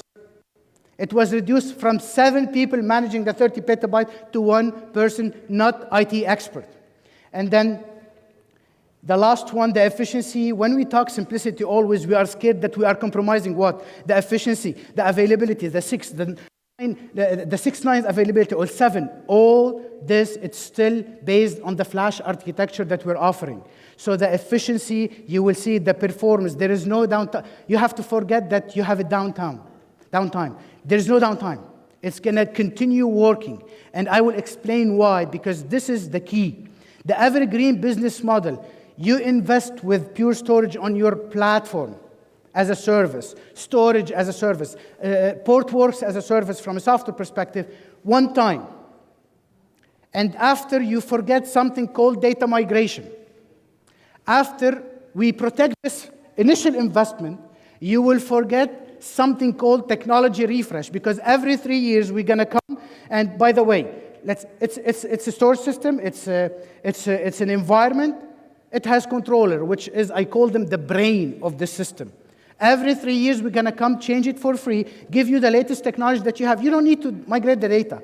We operate only on flash technology and all flash SSDs. So those technology, this media, it's going to remain for 10, 20 years. So this is what we're guaranteeing. There is no migration. There is always, every 3 years, the latest technology from software, from hardware perspective, it's going to be. All what you need to have, it's a contract, valid contract for it only. So again, every 3 years, and we do a flat and fair, because we work all for a long time in the IT industry. And we know today, I can come and tell you this is the best system. After 3 years, oh, we have to renew this, and we're going to pay much more from the initial investment. What we guarantee, flat and fair, it is whatever support. If you pay today $500 per month, you're going to continue paying this forever. And we guarantee it by document. So what will happen? You will continue, the price might decrease, it will never increase. So with this Just to go back, technology, we're proud to say that Pure Storage, we are for 8 consecutive years the leader in the market when it comes to all-flash technology and enterprise storage system. And now we're talking about a new business model, which this evergreen subscription business model that can reduce your total cost of ownership by 61 starting from second year. And don't forget, if you do it on 5 and 10 years, the total cost and the return on investment is going to be much faster because you're gonna move your data one time and continue forever on those systems. And the last one, it's the support services. It's very important that today we don't measure our own people based on the number of tickets they open.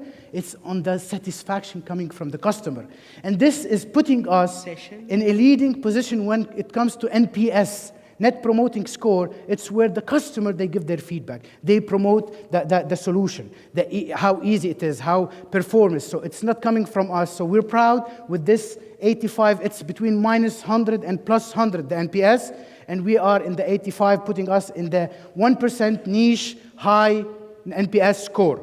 So with this, the 3 principles that we do believe in, it is simplicity, efficiency, and the business model evergreen in order to get you a better experience with us. Thank you very much. Any questions, guys? Check. Do we have any questions?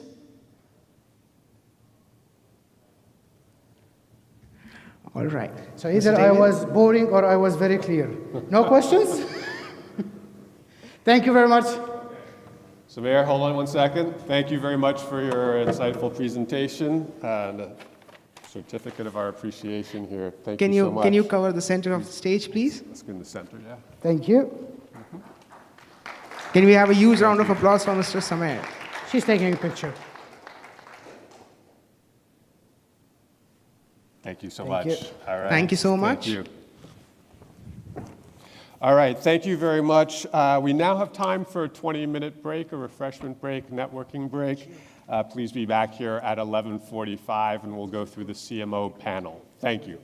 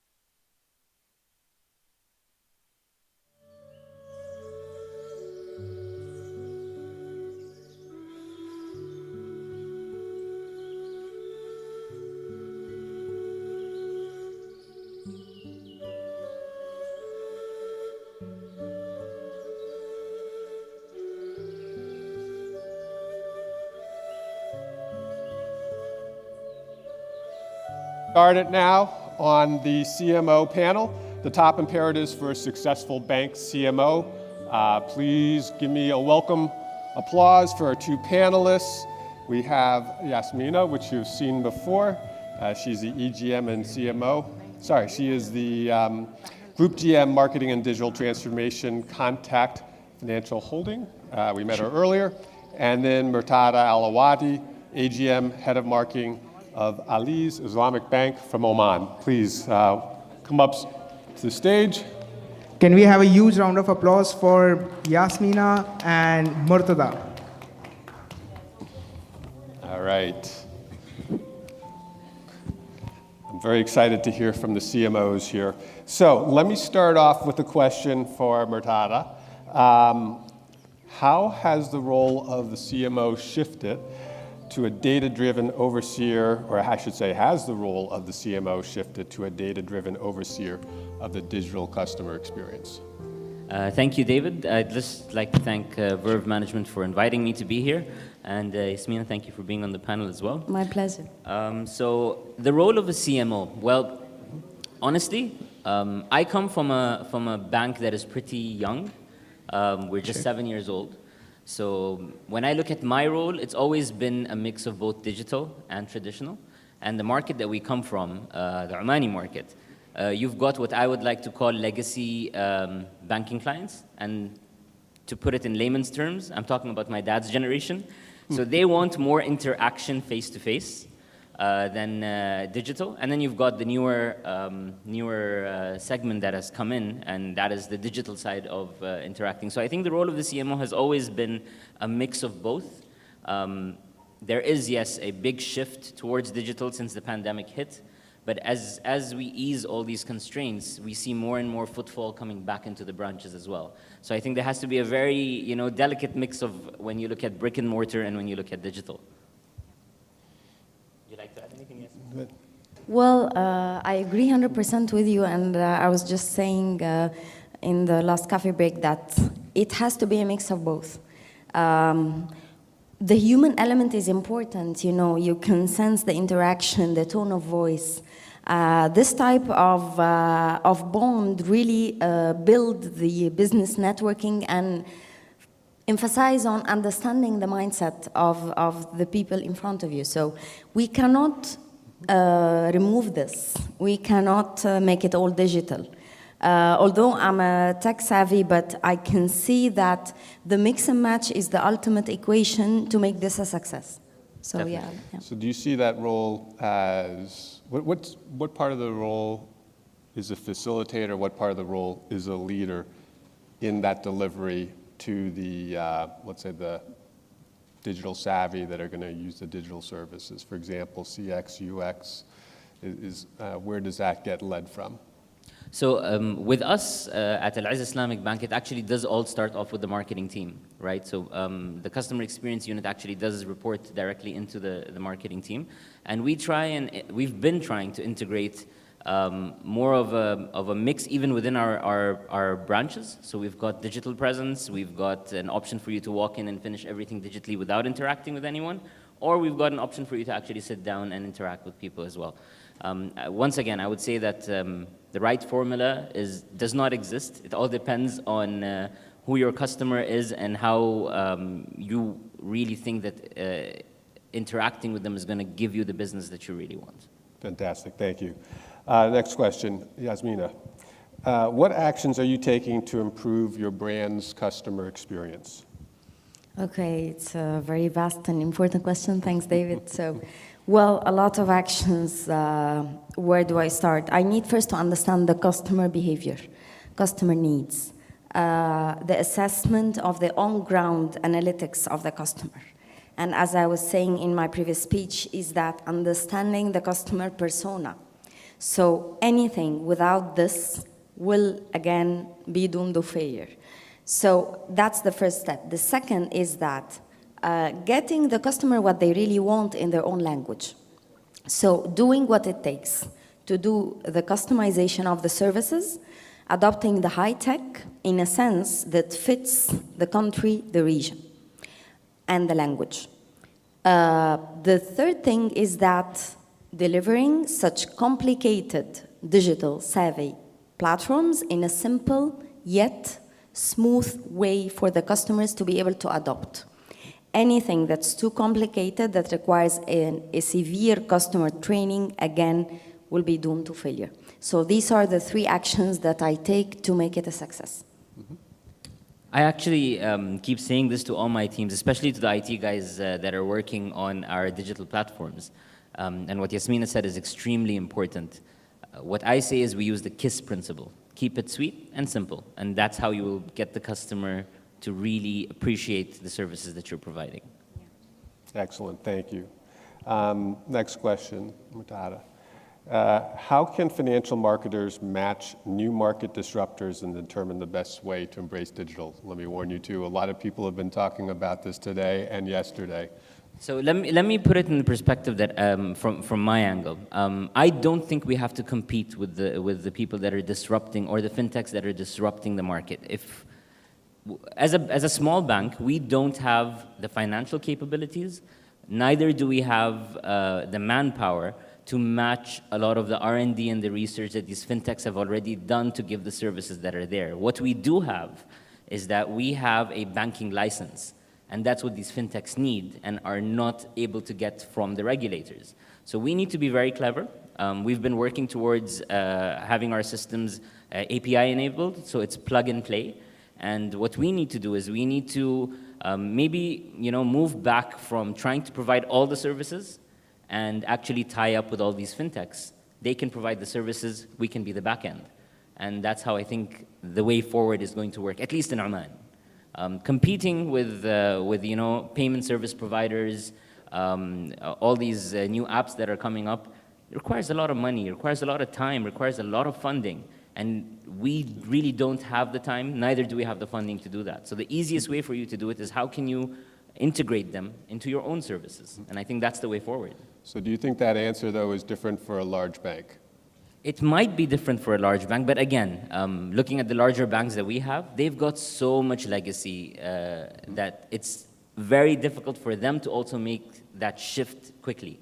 And if they really want to adapt to it quickly, the only way to do it is to attract these fintechs to come on board, and you become their back end. And that's the way forward. Yasmina, do you agree? Or Yeah, it's mainly specialization. So all multinationals do that, either banking or not. The power of specialization is really underrated. We have to think productively. So no company has it all. We have to admit that. And we need to specialize in the way that we're super in and seek the partnership in the way that we're missing. So I 100% agree, yeah. Very good. All right, next question for Yasmina. What are the top priorities and agendas for bank CMOs? Yeah, well, top priorities is speaking the customer language, stop being isolated in the ego era, saying that we are biggest bank and blah, blah, blah, blah. I don't believe in that. We have to be down to earth when it comes to our clients, because our clients is our reason to success. So we have to have the mindset of the agility to provide the services and be flexible in changing and adopting our strategy. So the one-year strategy, once it's coming from the board, and regardless of the ecosystem change, if this is not changed in the strategy and adopted and amended, again, it will fail. So the idea of the corporate ego, if we call it this way, I think it should be diminished. Okay, Yeah. tough question for you. Which is more important, acquisition or engagement? Oh. That's a very tough one, David. Well, for me, I think it's engagement.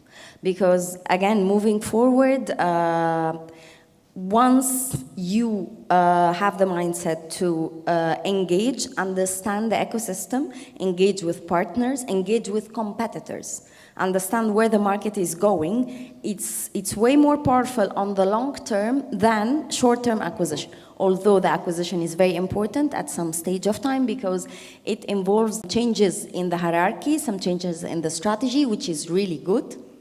Nevertheless, we cannot compare engagement with acquisition. Acquisition is a one-time thing. Engagement is a lifetime thing. So I think that's a good answer too, by the way. I was going to say engagement too. For a couple of reasons. One is it's lifelong. The other is that if you think about digital is all about engagement. Exactly. Branches and digital still do a lot of sales together. Yeah. True. I think they're not mutually exclusive. So if you don't have the engagement, you're not going to get the acquisition. So I think that's just the way that it works. Yeah. Very good answer. True. Thank you. All right. Let's see. For Murtada here, how can customer behaviors shifted and what can we expect to see next from them? I think we can expect the unexpected. That's what I expect at the moment. That's what I think the pandemic has taught us. We've seen a good shift in terms of younger generation wanting, faster solutions. They want everything on hand. Their expectation is really high. And then you have, as I would say, the legacy bankers that still expect the same thing. To give you guys a funny story, a couple of weeks back, a very old gentleman walked into one of our rural branches, and he sat down and he asked the branch manager, can I please see my funds that are in my account? So the branch manager gave him a balance sheet that showed exactly what's in his account, and he's like, no. I haven't seen my money physically in a long time, so I want to physically see my money. And he would not agree to leave, and they actually had to go and get that amount out, and he sat down and counted each and every penny of it. So it goes to show that there's a huge difference in expectations from customers, and you have to be able to adapt into providing that service, whether it's someone who physically wants to see his cash or whether it's someone that wants a very quick turnaround to a credit card request. So I think there's a lot of changes that are coming in. What I think is very important in the banking sector at the moment, we are becoming more data-driven. It is a fact. That's what we are all looking at. The biggest challenge is that there still exists a lot of data silos within the banks, and we need to break those data silos. As a CMO, I need to have an overall view of what's actually the data is giving me, Sometimes you don't get all the data from all the departments. So that breaking that silo, I think, makes the biggest difference in how you're going to react to what your customers' needs are going to be. Yeah, 100%. Yeah. So that let's focus on the what comes next here. So I think you described the behaviors today. You described kind of the need for all the data to come together, synthesize it, of course. Match it, synthesize it. But what do you think is going to be next? Is it just more and more of this behavior of doing things digitally? I think we all agree upon that. It's very hard to see beyond that. What's next? Is the neobanks? Is the increased competition? To be very honest with you, I think it's going to still remain for a couple of years. It's going to remain as a mix.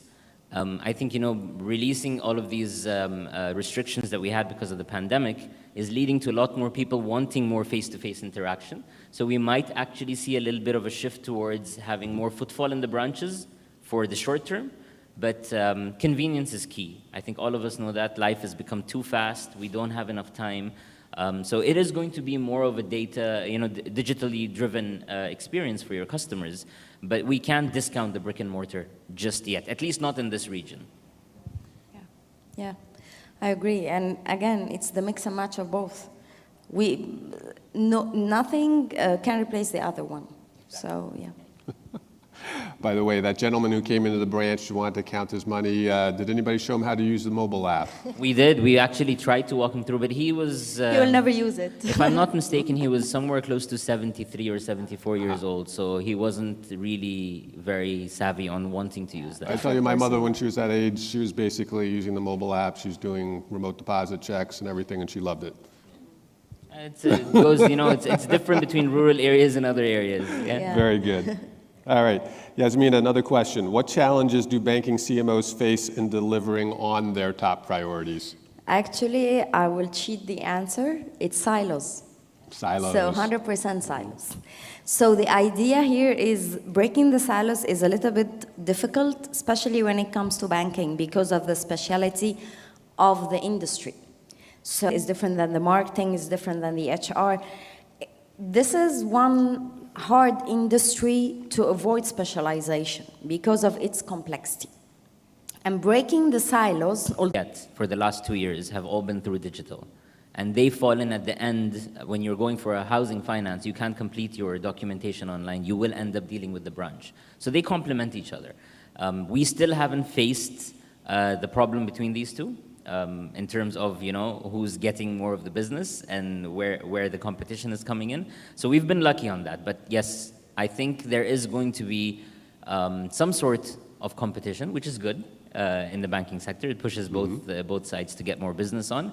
But they should complement each other. I think the digital leads towards the branch, and the branch should lead you towards the digital. So a customer walks in, opens an account.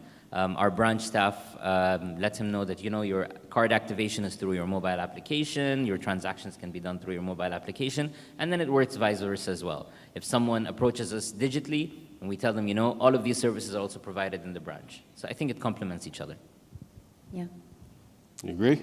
I agree, but in some cases, there is some sort of friction. The tricky part here to avoid the friction is to amend and adjust the commission scheme. So that's insightful information that I'm sharing now. So the idea is that we need to think smartly to balance the commission with the lead source if it's digital or branch. So we need to compensate the branch manager and the sales teams there. Nevertheless, we need to make sure that the right source is labeled as a digital. There is no manipulation inside for the commission, so it needs to be a win-win. And it has to come from the executive board so that they put it smartly, so that both work together. Yes, there's a very large bank in the US that got into a lot of trouble because of commissions. Yeah. And my own experience, too, is that you create the wrong incentive. Like, Yes. it was an incentive to show people how to use the mobile app, but they would show it so the demo would be like in 15 seconds. Yeah. There's no way you could Exactly. follow along, but they would tick the box. Yeah, exactly. So I agree with all those comments. Thank you. All right. Look, let's open it up to the audience for a few questions. Please ask some questions. Otherwise, I'll ask another one. All right, no questions. All right, one more question for the group then here. So really trying to focus on what's next and the digital marketing aspect. What do you see coming forward to make like digital marketing, digital acquisition more efficient in the future? Okay, so what's next in digital marketing? A lot. So we're coming more and more into the retail side of digital marketing. So back in the days, we used to speak with the company voice and the formal voice, and the tone of voice was really not a retail tone of voice. Nowadays, things have changed. So we need to adopt our digital marketing strategy to be more on the retail side, because that's our audience, that's our customers, that's our money maker. So the idea of changing the tone of the company, changing the product proposition to be a customer-centric proposition with a customer-centric tone, speaks somehow a mix between the professional and slang language is very important. Not too slang, not too professional. The customer needs to feel, and it's all about the business emotional intelligence here, needs to feel that we're with him on the same page, we're not higher, we're not lower. So this is very tricky and very hard equation. Applying this can be difficult, but it has to be done smartly, using various channels and not the usual ways. You see, what we do after hours, we open Facebook, we open Instagram, we chat on WhatsApp, whatsoever. We need to use the same channels for business. And I don't know if you believe on this or no, but by practice I say that this is the way moving forward. And this is not only banking, by the way. So there are a lot of new technologies that evolved in the last 15 years covering that. And I don't know if you heard about the term enterprise social networks. It's the technology that converts all the social media into a social network platform for enterprises that use the same features like comment, follow, share, like, blogs, live videos, in a sense that can provide a mobile digital platform that's compatible on mobile and websites and desktops, yet you can actually use the features that retail use on a day-to-day basis in their personal life. And that's the evolution of the digital marketing. So for me, that's the way to go. And I don't think that many enterprises understand this till this moment. It's very crucial. And if we didn't reach to this level and we kept on talking on an enterprise level, it's not a B2B thing. It's a B2B and B2C. So we need to focus more on the retail, completely change and adopt the way we communicate with them in the way that they communicate with their friends. That's my comment. That's actually exactly what we did. So I'm proud to say that Al-Izz, being the smallest bank in the Sultanate, we were actually, if you take the aggregate, we're the second most followed bank after the largest bank in the country. And we are the smallest bank there. And the reason that we were able to do that is because we adopted exactly what you're saying, the tone of voice. Yeah. We knew who the customers were on which platform, and then that's how we approached each platform. So Instagram, for example, is a younger audience. The words we use, the content we use, the things that we put out on Instagram are totally different than what we would put on Facebook, or totally different than what we would put on Twitter. So Yasmin is perfectly on the spot with this. We've been able to adapt into my day-to-day life, for example. Yeah. When I leave work and I go back home, Yeah. what platforms am I on? So if you're looking at someone who's about 38, has kids, has a house, has a mortgage, which platform is he on? And that's where I put my marketing assets that are catering to that customer, and exactly in the tone of voice that would relate to that customer. So the future is a lot of trial and error, A and B testing, a lot of learnings that are going to come in. But we have to, as Yasmina said, be very savvy with who we're speaking to and where and how we're speaking and where we're speaking exactly. Yeah. All right. Are there any questions from the audience? If not, I have one more for this group. Any questions? All right, one more for this group then, and then we'll ask the audience for one more time. If no more questions, and we'll end. Okay, so it's kind of two questions with the same thing. I'll give this to both of you. Start with Murtada here. The first half of the question is, if you had 100 extra pounds or dollars, how would you spend it in your digital marketing? The second part is, which are your most, in terms of digital acquisition, which are your most valuable customers? So how would you spend that extra money to create the most value is basically what I'm asking. So honestly, what has worked for us has been the content. The content is key in getting the engagement that you want in order to entice the customer to come to you. So I would spend more money on the content. That's where I would go with the funding. In terms of what customers are important to me, it really depends, right? I would split the customers, again, into two categories. You've got the customers that bring you the deposits that you want, and then you've got the customers that actually take the financings from you. So I would split that into those two categories. And moving forward, I think that you need to be a very integrated solution provider and not just look at a bank as a bank, right? We're providing a lifestyle change. Yeah. We're not just providing a financial service anymore. Yeah. So you need to really tap into that lifestyle moving forward. Yeah, I agree. Well, for me, I'll split the money between two things. I don't know if you're familiar with these terms, gamification and ideation. Yes. Are you familiar with these two? Mm-hmm. The audience are asleep, David. Okay, so I'll enable the gamification and ideation. Why? Because it's very interactive with the customer. The customer has to be involved 100%. I emphasize on the importance of the customer and the value of him as a decision maker in the company. So when I enable ideation, I'll post ideas, I'll give the customer the opportunity to ask us for new products and services that they seek and that we don't provide.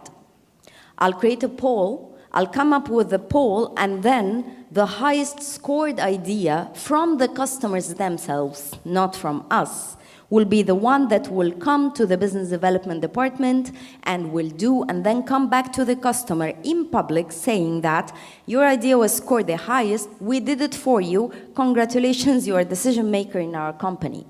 That's the first thing I will do. Second thing I will do, the gamification. All the customers like to be involved in a fun competition. Fun yet rewarding. So I will create some sort of attractive gamification for the customer, a game in business, where we ask some questions, we create some puzzles in a very simple format, not that complicated, so anyone can participate. And the highest contribution and the people who will win the right answer will be awarded. So it's about sharing moments with the customer. The idea of personalization of the experience with the customer is key. Again, talking about which level are you talking to the customer with? Same ground or higher or lower? So gamification plus ideation, if you combine both in the budget that you do have, I can assure you the number of leads coming from this will exceed way more than the budget spent, and will be a long-term commitment because you engaged with a customer. It's like you're building trust in a fun way and rewarding them as well as a thank you. So that's my answer. Excellent answer, thank you. All right, Yeah, a go question ahead. from our audience.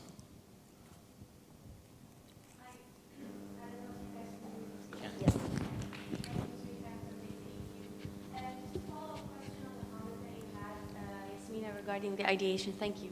Hi, everyone. Hey. Hi.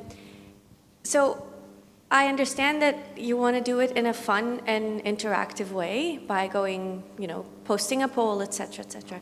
But then assuming that having done the feasibility study on your side and that particular winning idea didn't come to fruition, how are you planning on managing your customers' expectations, and how are you going to present them with an idea that they supposedly voted for and it won, but then eventually you can't do it because of God knows what? So what would be your next way of still attempting to reach the customer satisfaction that you're aiming for? Okay, that's very interesting and excellent question, thank you. Okay, so I'll do a little bit of trick. I will not tutor the customer. I will let other customers tutor the customer. So, the tricky part of the ideation is that when you open an ideation platform or ideation poll, you have to put your terms and conditions, which are the company will not vote for any idea. That's rule number one. Rule number two, other customers from other corporates on a global level, on different roles, have to vote for the idea. And I keep the voting open until I have the mix and match of roles, of speciality, of region, of seniority. As long as you want, you can keep it for 6 months, fine. Once you have that, you will know that the score, along with the comments of the customers, is valid. Why? Because it's coming from the ground, from the people who will buy the service. So if you see potential customers, different persona, different regions, different seniority level, agreeing on the same topic, same idea, rest assured it will succeed. Why? Because they're the guys who will buy it from you, the ones that they voted. So once you have a solid, concrete, diversified votes, Then you close it, you assess the votes with the comments, you come up with business case from the ground, not from you, then you apply it. So then it's successful. But if it doesn't have these criteria, it will never be successful, and you have to tutor the customer that it's not doable, which we don't want to do.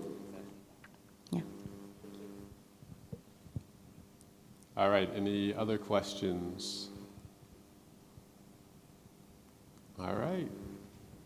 Okay, we'll end just a little bit early then. Thank you very much to our panel Thanks, here. David. Thank you. Thank you very much. Thank you for having us. Thank you so much. Can we have a huge round of applause for the panel discussion, please?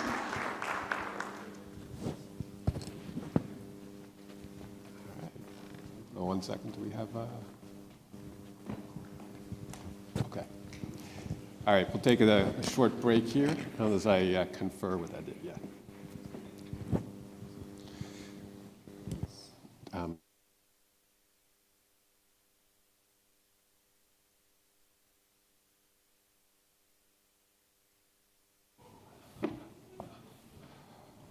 All right, the next topic, and the topic that's between now and the lunch break, it's going to be back to Mr. Nimal Ganawardena. We saw him yesterday online. He's going to be participating virtually. He is our director of the Internal Audit Department of the Central Bank of Sri Lanka. Nimal is experienced in internal and external auditing, reserve management, foreign exchange, trading, human resource management, and tax administration. His topic will be the importance of auditing in the digitally disrupted banking industry. Nimal, can you hear us? We see you. Can you say something so if we know the audio is working? We'll give this 1 second. Nimal, can you hear us? Give us a wave. Yeah, okay, now I can hear. Very good. Please start on your presentation. We're looking forward to it. Right. Yeah, so, okay, right. Thank you very much, Dave. And so, good afternoon, everybody. I take this opportunity to thank the management for being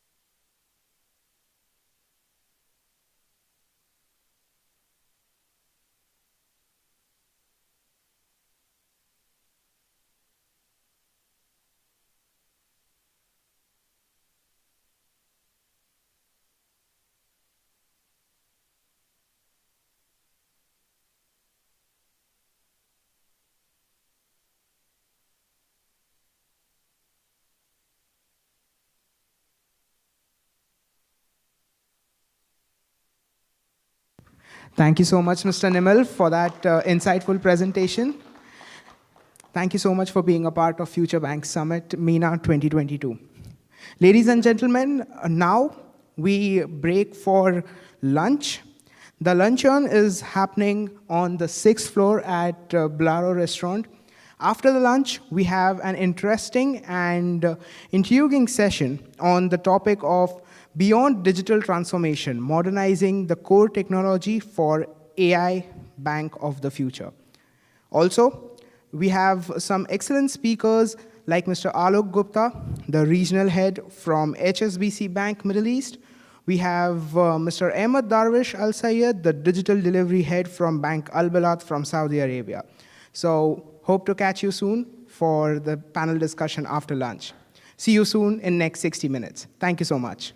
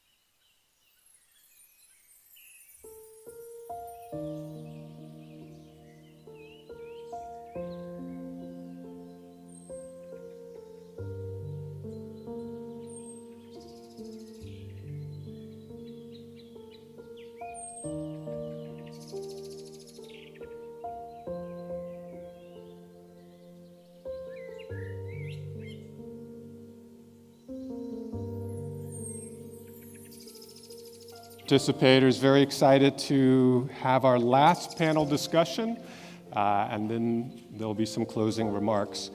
This panel discussion is going to be Beyond Digital Transformation, Modernizing Core Technology for the AI Bank of the Future.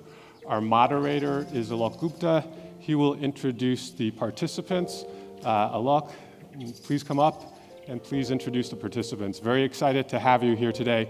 A quick round of applause. We're going to have 2 participants virtually. Thank you.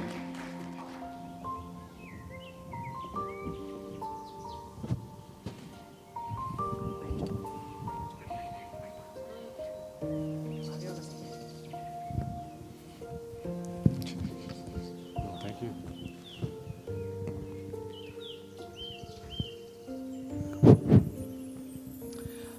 Very good afternoon to everyone, and a special afternoon to my panelists. I'm Alok Gupta. I work for HSBC Bank, and I look after compliance analytics. I have been in this region for close to 15 years, with banking industry for close to 20 years. I'll request my co-panelists to start introducing themselves. Starting, Ahmed, with you. Assalamu alaikum and good afternoon. My name is Ahmed Darwish. I'm the head of digital delivery in Bank Al Bilad in Saudi Arabia. I have over 30 years of experience in IT and digital banking, especially corporate and retail. I'm heading the digital delivery to provide and deliver the whole portfolio of Bank Al Bilad, composed of different services and products. I'm also an expert in project management and PMO consultancy. This is in brief my past experience. Thank you, Ahmed. Shino? Good afternoon, this is here. I am Chief Technology Officer for National Bank of Oman, and I have almost 21 years of experience in financial services and leading banks in the Middle East. It's my pleasure to be part of this event. Thank you, Shino. Lakshmi? Hey everyone, afternoon. I would like to see you after so long time. I'm sorry I'm not there in person. I'm slightly under the weather. I'm Lakshmi. I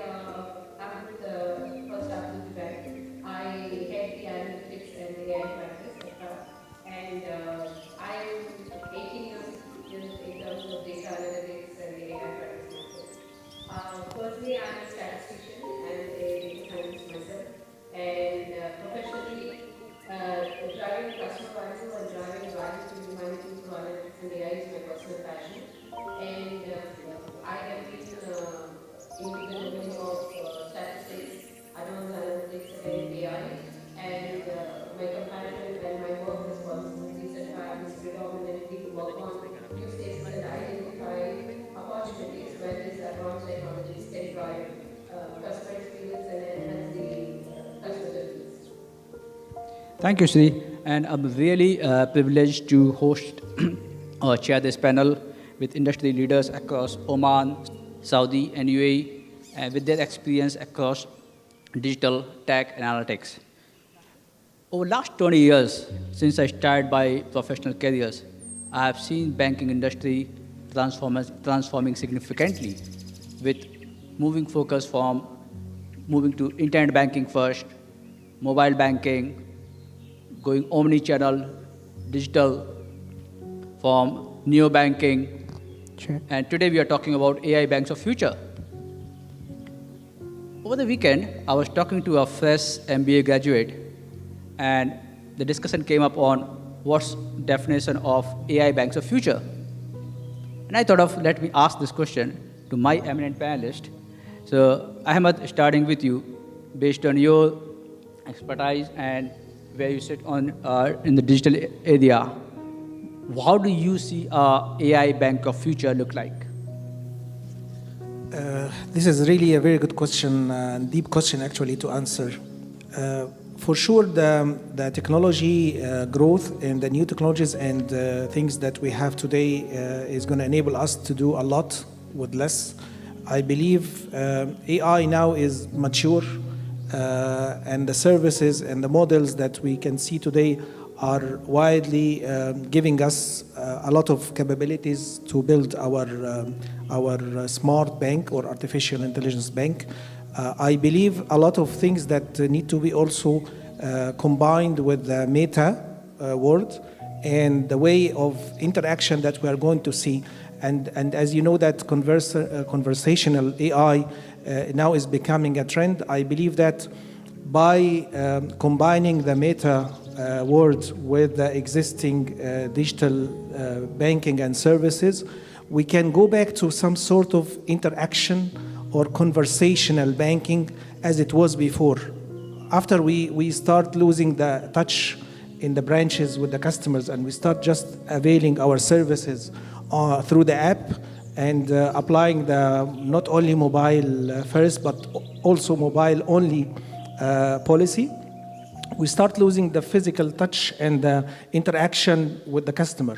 By combining the AI and the meta world, I think we will start getting back to some sort of interaction with the customers, which will make our bank more, let's say, preferred by customers. In addition to the use cases that we have discussed even this morning about AML, fraud detection, the point that was not discussed maybe this morning about the combination of, let's say, this AI in fraud cases. What we have today in payments, for example, the IPS and RTP, request to pay, is also becoming a very threatening, let's say, payment methodology or method, because customers will do the transfer and it will reach the other side within 10 to 20 seconds. So most of the fraud detection systems today are after fact. By doing and using AI, I think we will be able to stop these kind of frauds ahead, and we can even predict such kind of cases. Thank you, Ahmed. I think you really brought a beautiful word, metaverse, which you all are aware since Facebook rebranded themselves. Shino, if I could ask you, from a CTO perspective, how do you see AI bank of future looking like? Yeah, on AI, especially different industries currently adopting AI into their landscape. Especially for the banking sector, I feel three changes in three different areas. One is about customer. So in terms of the customer, the conversation becomes intelligent, personalized,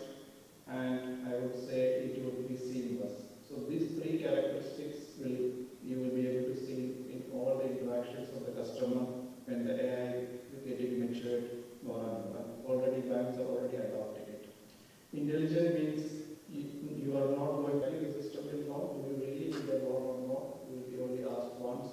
It will only give you product, like with the product, and at the same, and it will be transaction basis. Third, as I mentioned, it will be consistent.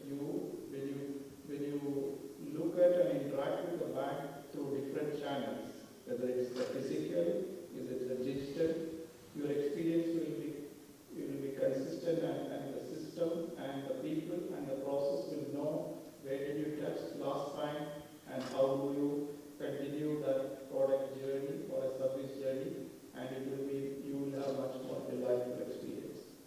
Second is the area is about the operational area. Complete operations, which currently you think cannot be automated, you will be seeing that a lot of extreme automation is going to happen. So in regard of your signature matching, your day-to-day automated work, your credit scoring, now there are different layers of approvals. And this operational efficiency is going to enhance multi-fold, not in the business support divisions, it's also not in the business divisions itself, it's also into the technology areas, information security, technology itself, how we deploy the automatically develops will be much more mature, things will get automated further within the technology itself. On the third front is the risk management capability of the bank. Today, a lot of risk management is managed with a lot of intelligence from the human, but AI will be really able to really predict what transactions went wrong, what transactions is right, and it could be able to proactively prevent the frauds. It will be proactively able to understand the creditworthiness of the customer. Third front, it will be able to also proactively, in case of probably the NPAs will be coming down, but still it will be able to proactively able to collect back the money in the customers, so with your collections is going to help. So the risk management is another area. So I feel these three segments, this landscape is going to completely change with the power of AI. Thanks. I think I would fully agree with you. AI would help us get better in risk management, enhancing our product. Is ethical. So whatever practices we are putting together in the AI field to make this AI bank of the future should be ethically driven and it should be properly governed. So for me, simplicity, personal, private, and ethical.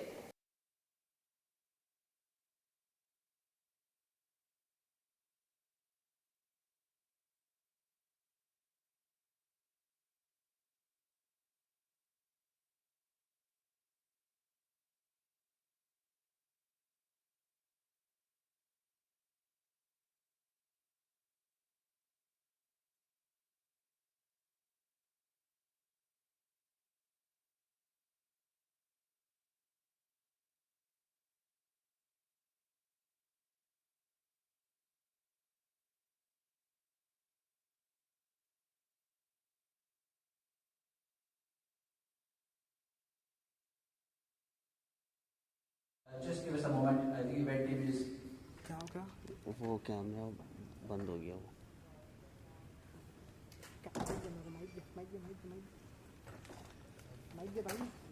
Can you hear us?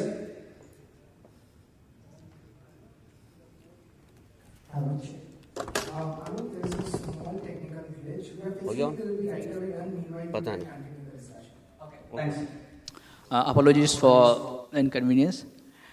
Ahmed, one of the point I was coming to is, while we all talk about how does the AI bank of future look like, whether from personalized experience perspective or from ethical point of view or customer consistency, I feel the cloud is one of the fundamental pillars why we have been able to see significant adoption of AI. Given that where you sit and where you live, how do you see cloud adoption taking up, which is a key pillar for adoption of AI? True. You know that a lot of banks were trying actually to adopt, let's say, smart chatbot or conversational AI and they were trying to capitalize on the technologies that we have today. For example, IBM, Watson. The cost of Watson to be on cloud compared to the on-premises is almost double. To pay for the cloud is almost half to the be on the premise. Plus, you lose the touch of dynamic updates, which is the beauty of the AI that today we are learning from others, and this is let's say conveyed across. So without the permission to use cloud, which we are facing today in Saudi Arabia, we are not allowed to use the cloud globally, and any service provider need to work with any public or private organization within Saudi having data. They have to operate within Saudi. And you know that Saudi Arabia has published already the national data privacy or policy. And next month, this March, the 23rd, they will apply also the GDPR. So any operator working in Saudi Arabia has to fulfill this regulation, and within a year you have to fully comply with it. So we still don't know what will happen after the 23rd of March. In the future we might have some relaxation. However, I just need to highlight one important point about even having those providers operating in Saudi Arabia. For example, Visa and MasterCard now, they are building their own cloud within Saudi. I get to know also from Samir here that Pure Storage, they are also planning for the same. We heard about Google, others are building their clouds in Saudi. However, we have a big concern about data replication, because most of these cloud operators and service providers are using the replication to protect your data by replicating the data to other countries. So this means that your data within Saudi will be replicated, for example, to Europe or to the States. So this is very risky for us. And also the new regulation has mandated that this law is applied within Saudi and even for data accessed outside or being even replicated outside. So those restrictions are still there. We are not allowed to use the cloud as much, but I think the case is similar to some countries, but maybe our colleagues here can explain the case of their countries as well. Thanks, Ahmed. I think you clearly called out the cost of not moving to cloud, and it's not only the cost implications, but time to market as well. Shino, coming to you from, first of all, are you able to hear me?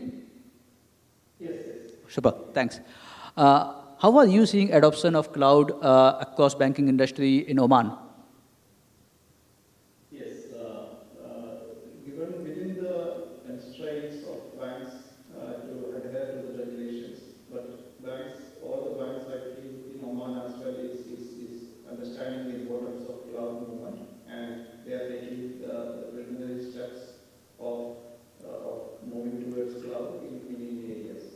For as an example, in our focus is first we have moved most of our test environments towards cloud, where there is not much customer information, but at the end we can harness the power of computing plus the operational efficiency is gained.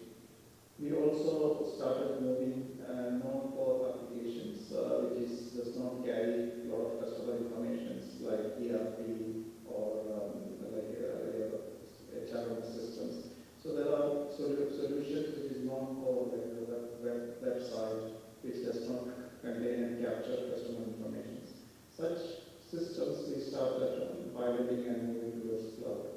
So today we are trying to adopt cloud more, looking at the efficiency of operational efficiency in terms of infrastructure management. We don't need to do it internally, we can completely manage outside. But not like my friends mentioned, to the 100% of what the cloud can achieve for us. But we are in the journey of that, and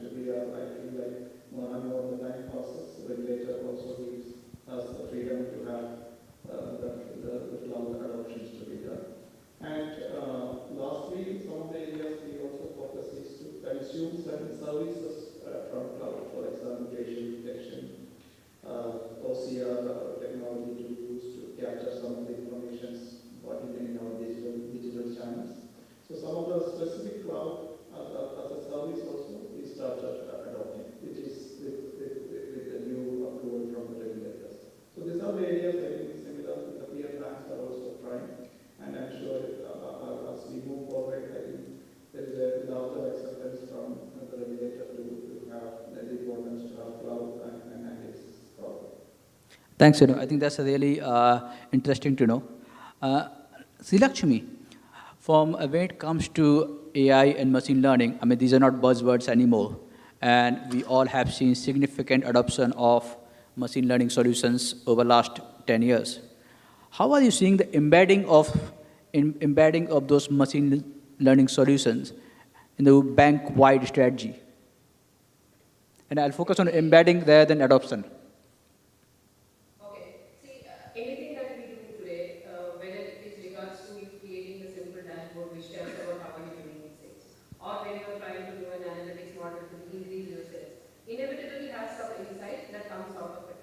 So these days, the more and more ask from the seniors and even leaders who are in that positions to drive strategies are very cognizant of the value that AI analytics, data for that matter, can bring into driving the strategies. Example, like my colleague on the panel, Ahmad, just spoke about losing the touch of the customers.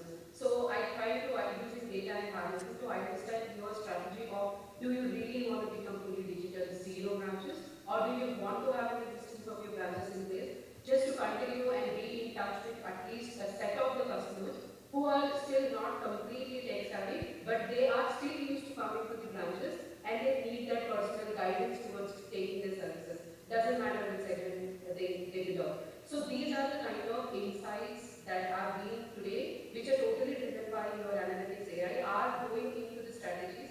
And this has become real that the senior leaders have acknowledged that there is a lot that data can bring in value. It's not anymore a group of people who are advisories can only draw the strategies, but these advisories can be supplemented with a lot of AI and analytics learning, which can be embedded together in the strategy getting marked. So it's not one replacing the other, but it is a beautiful amalgamation of people's skills versus the machine learning models insights going together to make a more sophisticated strategy, which is thus very easy to implement. Thanks. And just a follow-on question on that one.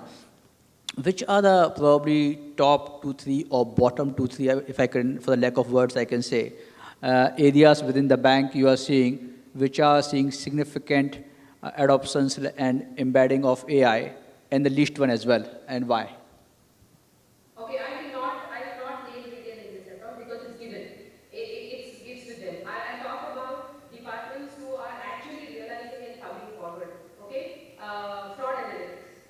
A simple use case of trying to understand abnormal behaviors of usages of mobile apps or internet banking or accesses in terms to identify and outliers. Is this the customer or is it in any identity theft involved? So I love the way the fraud teams and internal fraud investigation teams are adopting AI and analytics to aid their investigations, to give them more understanding towards investigations of frauds. That's one area. The second one is compliance.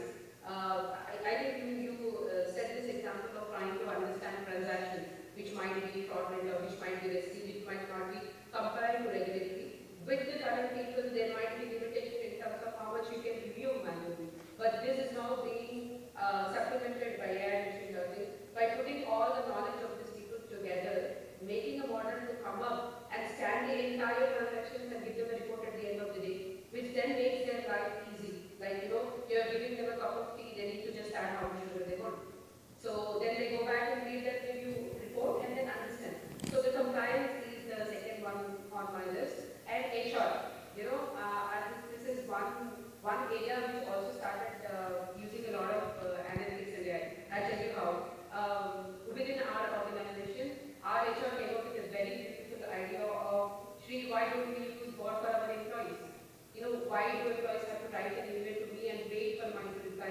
Why can't I have an intelligent bot that can at least answer a set of questions which I can train the model on? And we did this. And today the bot seamlessly handles as many as 70% of the basic queries for the employees. So these three departments, fraud, compliance, and HR, are using a lot of analytics in AI today in their day jobs and daily value that they bring to the business. Thanks, Lakshmi. And Ahmed, would you have anything else to add apart from fraud, compliance, and HR, what Lakshmi spoke about? I think applying artificial intelligence and machine learning solutions in any bank should be part of the strategy.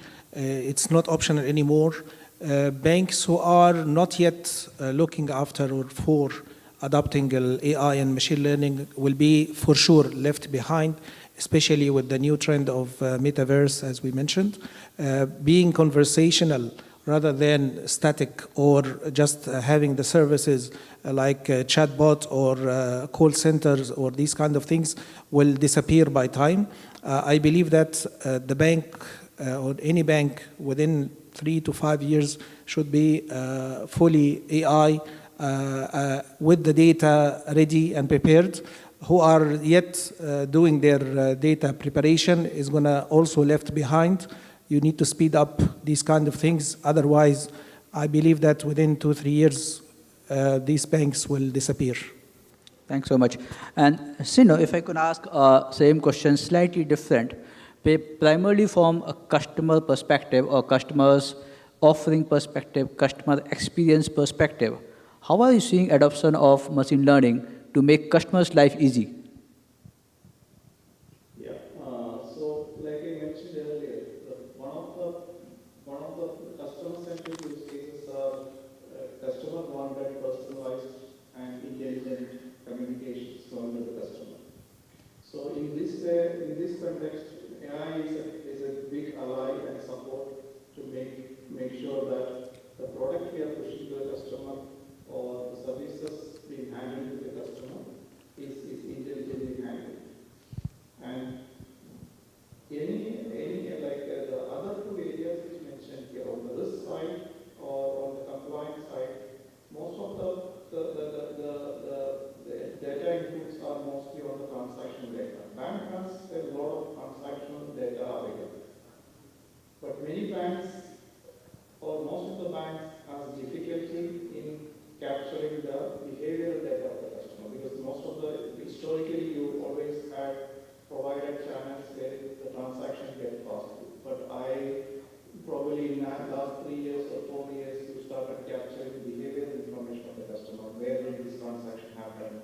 Why did it happen? What was its preferences? So many of these behavioral aspects of the customer is not, that the information itself is not there. So for your AI to learn and act on this, especially to making it more personalized or making it more relevant for the customer, that we still have struggles. So, but still the banks have started, like we also have started working on the next best product offering for the customer with the information available. But that will only mature over a period of time to capture information further about the different behavioral aspects of the customer preferences, customer social media activities. So this information gathering and collecting inside, that will also help to this to mention. So in my view, personalizing intelligence, like I stress again, because if you look at in social media, what compliance you get. Mostly customers say, okay, I get repeated SMS like this, I get repeated unwanted calls asking for loans, I get repeated, when I ask for something, the response side is completely different. So these things, as data get matured, I think the banks will become much more ready in offering this in terms of product and services at the customer front. Thanks, Ahmed, another, I think, the adoption of AI and machine learning has been one of the mega trends we observed over last 10, 15 years. And another mega trend, which is transforming the banks, and we have seen the rise of neobanks, is adoption of mobile banking or adoption of mobile penetration. Okay, how do you see these two mega trends converging into? Are they converging? Are they converging together? Do you see AI and the adoption of AI and adoption of mobile, or even mobile first, shaping up the future of banking? Are you seeing, sitting where you are from a digital perspective, banks launching mobile first products or mobile first services? Or is it certain services which are only offered on mobile banking and letting go of the concept of omni-channel, which was very widely popular a while back? See, I have a different view here. Maybe it's not going to be welcomed by everybody, but this is my view. The future is not going to be for omnichannel anymore. Even mobile first, mobile only, this is going to be for fintech companies and these kind of, let's say, SME organizations building services for customers.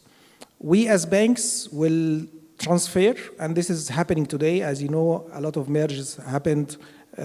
In Saudi, we have Saudi National Bank now with Samba. We have SAB with Al Awal Bank or Saudi Hollandi Bank. You will see more and more M&A in the future. I believe that by time the omni-channel concept in the banks will disappear. We will have to go for banking as a service and open banking solutions. Otherwise, you as a bank will not going to have a footprint in the market because those small entities will become very preferred to customers more than banks, because today you cannot give the customer a view of his transactions if he has accounts in 3 or 4 banks. And on average in Saudi, we have every retail customer has 2.5 accounts in Saudi. So majority of us has 2 or 3 accounts. So if I want to see my transactions as AISPs will do for us, or PISPs will do for us, I think banks will have a big challenge. So instead of that, you still trying to develop your mobile apps. I don't want to say stop, but I meant that you have to think about moving faster with the banking as a service and open banking rather than thinking about enhancing your omni-channels and your mobile applications. طبعا having AI in the background, as mentioned today by Yasmina, for example, to have a very complex way of understanding the customer, personalized things as mentioned now, this will be using AI. However, in the future, with fintechs and banking as services and new banks, as you mentioned, this has to be the trend and we have to follow. Otherwise, as again mentioned, we will be left behind. Thanks, Ahmed. I think that's a very unique and different view. And I think probably we have to watch the space that how banking as a service evolves. Thanks. And Shino, how are you seeing adoption of mobile penetration or mobile penetration shaping up how banks are strategizing their future? So I think like most banks would have witnessed a surge in adoption to the mobile banking naturally through COVID. So I think customer behavior, if you look at it pre-COVID and post-COVID, like what it is now also, like when the growth is coming down, you can see that the behavior of the customer is sustained. Customers are mostly adopted. There were a set of customers who have never used mobile, but they started using it, and now we look at the detailed trend of customers. This trend is continuing. We have not seen a very big, slight dip is there, but not a very big dip in terms of the customer adoption of who has actually used mobile.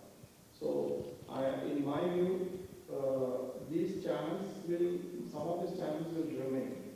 And it is up to the customer preferences what we use. And these technologies actually complement each other. AI is actually will complement your mobile first strategy, if you have a mobile first strategy.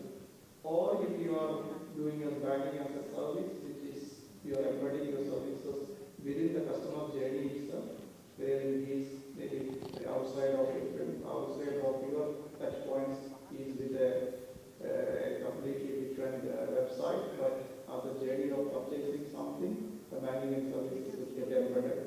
But all these things actually, in my view, will complement. So as a bank, you should start building capabilities which can plug in at different touch points and leverage it. So you have AI capability, so your AI capability can be consumed at different front-end channels to personalize your offerings, plus your third party can take it as a service and personalize for it.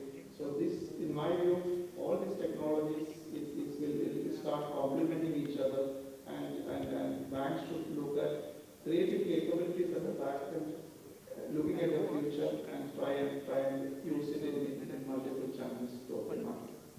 Thanks, Shino. I think we spoke a lot on how do we see it. And when it comes to adoption, I would like to hear the panel's view on what are the challenges, whether it's technological or cultural or ethical or business-related challenges are we observing when we are adopting AI to have an AI-first vision. Probably, Sri Lakshmi, you are working on those models. What are the challenges you are facing and how are you overcoming them? Thank you all for that question. If you really don't mind, I just wanted to add on to that question of the mobile adoption versus AI we just spoke about. I couldn't stop myself. See, I don't think we should look at AI as a standalone, comparatively to everything else that exists in your organization today. AI is an integral part of how you run the business. It is a simple example. When the customer opens a mobile app, what should he see on his first page? Is what will AI machine learning will enable. I'll give you an example. I went to the ATM. My card was expired, so it got stolen by the ATM. I didn't realize the expiry was there. And then I opened my mobile banking.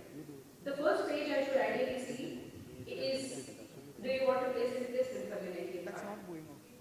That's how AI needs to be embedded with your existing channels and how you want to run your business. It should not be looked at a separate entity or a separate enabler. It is an integral enabler for every channel, for every way of how you're running or how you do your business. It is there to help increase adoption. It is there to help drive adoption from those features which were not available all this while. People may not be aware that the features exist today. So how can you increase, how can you make people aware is where AI will come into picture and enable the usages of every channel. So that's my take on the previous question. So coming back to your question, so what are the challenges and where do people find it hard to adopt? I think there is a simple answer to this question. People fear to adapt to something that they can't understand. People fear to adapt to something that you can't explain. So if today I have done a model and I am not able to explain to my business, why do I say this customer is risky? Why shouldn't we be including this particular customer in any product offering? If I am able to explain, then people trust is one, people confidence goes high. So I think any practice of AI, that's when I said ethical is very important. You should be able to explain, you should be able to govern what you're trying to do. And that's when you bring in the trust and the endorsement from the business holders. They will not be comfortable to do something that you will not explain how and why. Thanks, thanks, Lakshmi, and I fully agree on the education part and explainability part. That becomes of paramount importance to all the business. End of the day, they take the risk. Thanks for that. Ahmed, are you seeing any additional challenges in adoption of AI vision? For sure, what we have mentioned about people and the culture, especially the DNA of the organization. I believe those people who are working on the front end, especially the call centers and operations, back office, they are a little bit resisting to cooperate, and this will always put the organizations on a challenge. What we prefer to do is that we engage them, and instead of that we just ask them to move or to change their career, because having, let's say, for example, call center agents who really knows the problems of the customers and behavior and how the customers normally behave in different situations, if you make use of them to be there to design and develop your conversational, for example, AI for the call center, I believe that you will get the benefits out of their experience and knowledge, and instead of that you have the resistance from them to adopt. This is maybe one of the key things. I don't want to talk about what you have mentioned at the early stage of the regulation, as well as the cloud solutions, complexity, cost, and these kind of things. But the main, I think, let's say, factor here is the human factor, and having those people engaged and capitalize on their experience will for sure enhance and remove that challenge. Thank you, Ahmed. And Srino, is there any additional challenge do you see across tech stack or cultural or ethical? Just to add on the technology side challenges, like I mentioned, the availability of information which is scattered across multiple systems and gathering, and because of the legacy architecture most banks would have had, that may be a challenge most banks can face. The second point is, like Ahmed mentioned on your whether you have to invest such a large computing power internally, wherein you could, like, one-fourth of the cost you could do it in the cloud. So these sort of like balancing act many banks would think, but primarily I feel like data availability, cleansing, and learning it from this thing for AI to be mature. That is the most challenges. I think now, at least in terms of the banks, already started what I see or what I speak to my peer colleagues, I can see most of the banks would have embarked at least as an innovation to start on the AI initiatives. But all of them actually comes to a stage where you are not able to really practice and embed it and take a decision purely on AI because your data is actually matured. You have sufficient information to reach that maturity stage. So I think one of the challenges I could really in terms of implementation is data aggregation and data availability. Thanks, so much. I would like to take this opportunity to ask audience if they have any questions to any of the panel members. Any questions?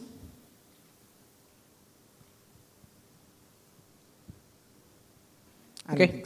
If not, probably I can. If I could request all the panel members to share probably their key takeaway message for the audience in terms of how for banking executives do and don'ts for AI first vision. Ahmed, starting from you.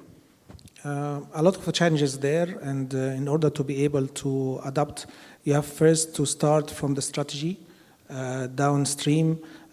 You have to make sure that you have the data ready, you have the technical capabilities and AI capabilities within your organizations, even if you are going to hire external people, because normally those people are not yet within banks.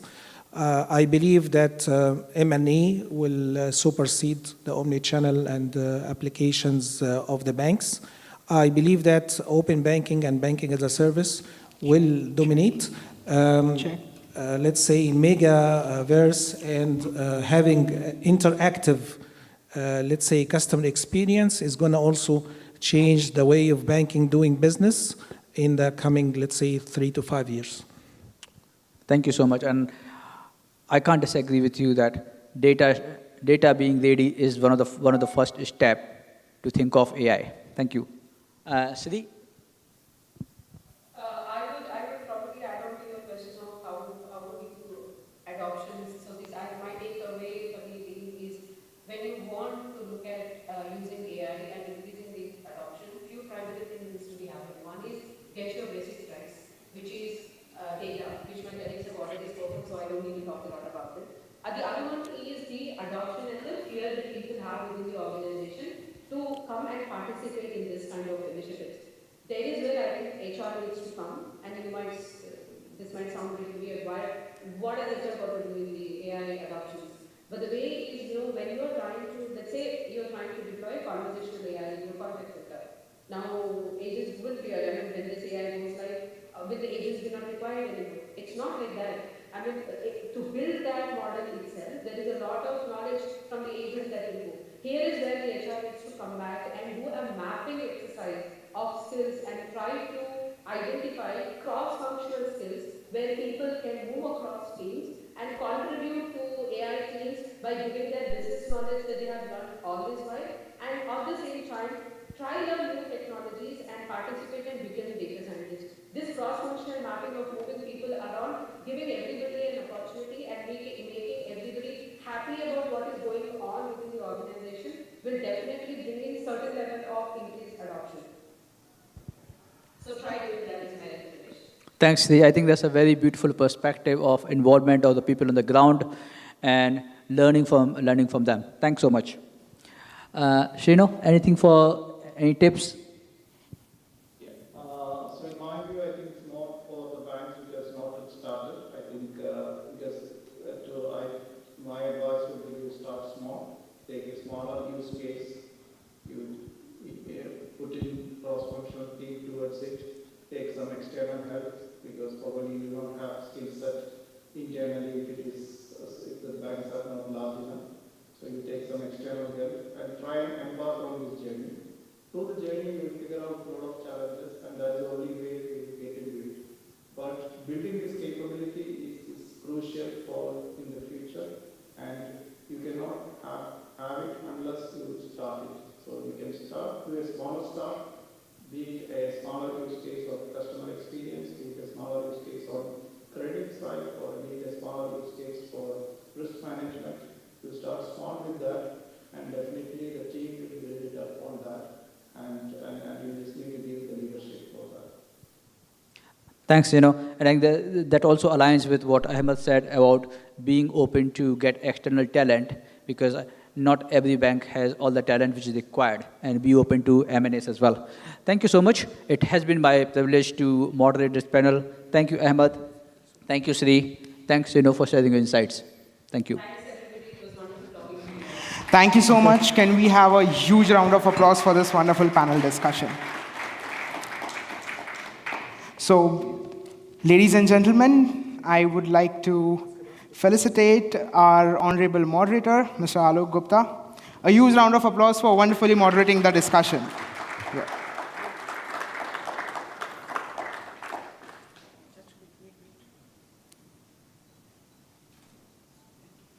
Thank you so much, Mr. Gupta, for your time and presence.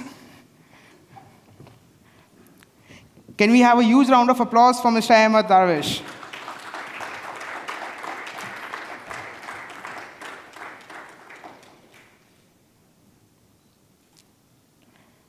Thank you so much, Mr. Darwish, for your presence.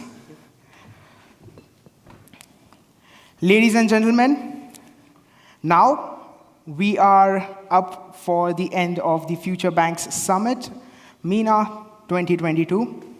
And there's one last thing to do. We have been running 2 contests on 2 consecutive days, one on day 1, one on day 2. On the day 2, there was a contest of stamp win lucky draw. And we have a lot of people who have been putting their names, stamping the cards, and putting it into the lucky draw. I would like to invite Mr. Rohan Sharma on stage so that he can draw out the lucky winner for a custom-fitted business suit. Welcome to the stage, Mr. Sharma. Yeah, so the rules for this contest was to visit the sponsor booths and get stamps from them, put the stamps in this fishbowl, and then we'll decide the winner. Then, if you can,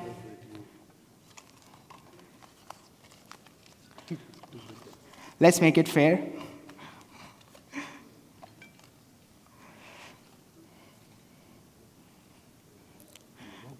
All right. And the winner is Mr. Rahul Kumar Singh from Axis Bank. Is Mr. Rahul Kumar here in the room? Please come to the stage. Can we have a huge round of applause for this lucky winner?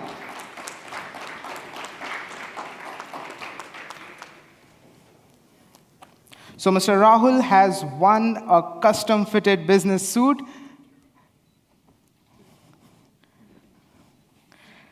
Congratulations to you, Mr. Rahul. And thank you so much, Mr. Rohan, for your help. Ladies and gentlemen, it has been 2 days for the Future Bank Summit 2022, and it is the 3rd consecutive year Verve Management has been organizing this summit.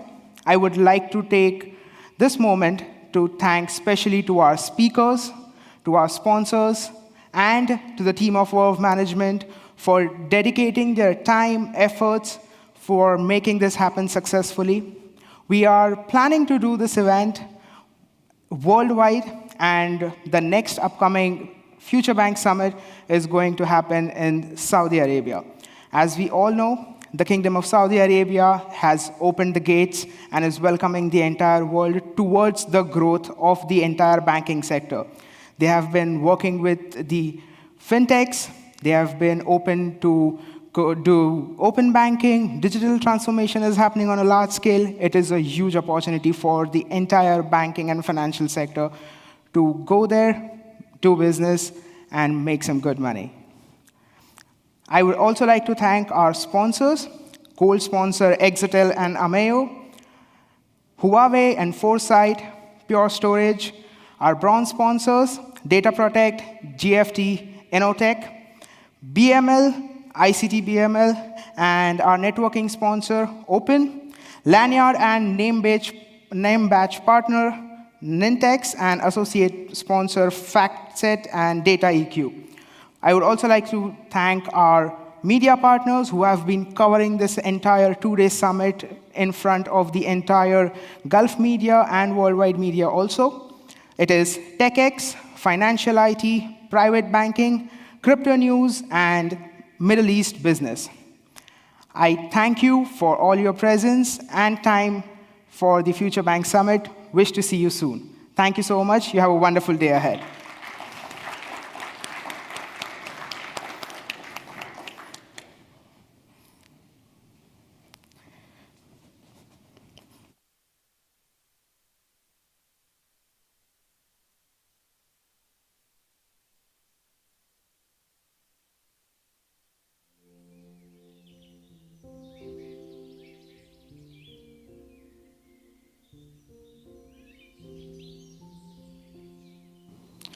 Sure. If all the delegates and speakers who are there in the room, we can have a group photo.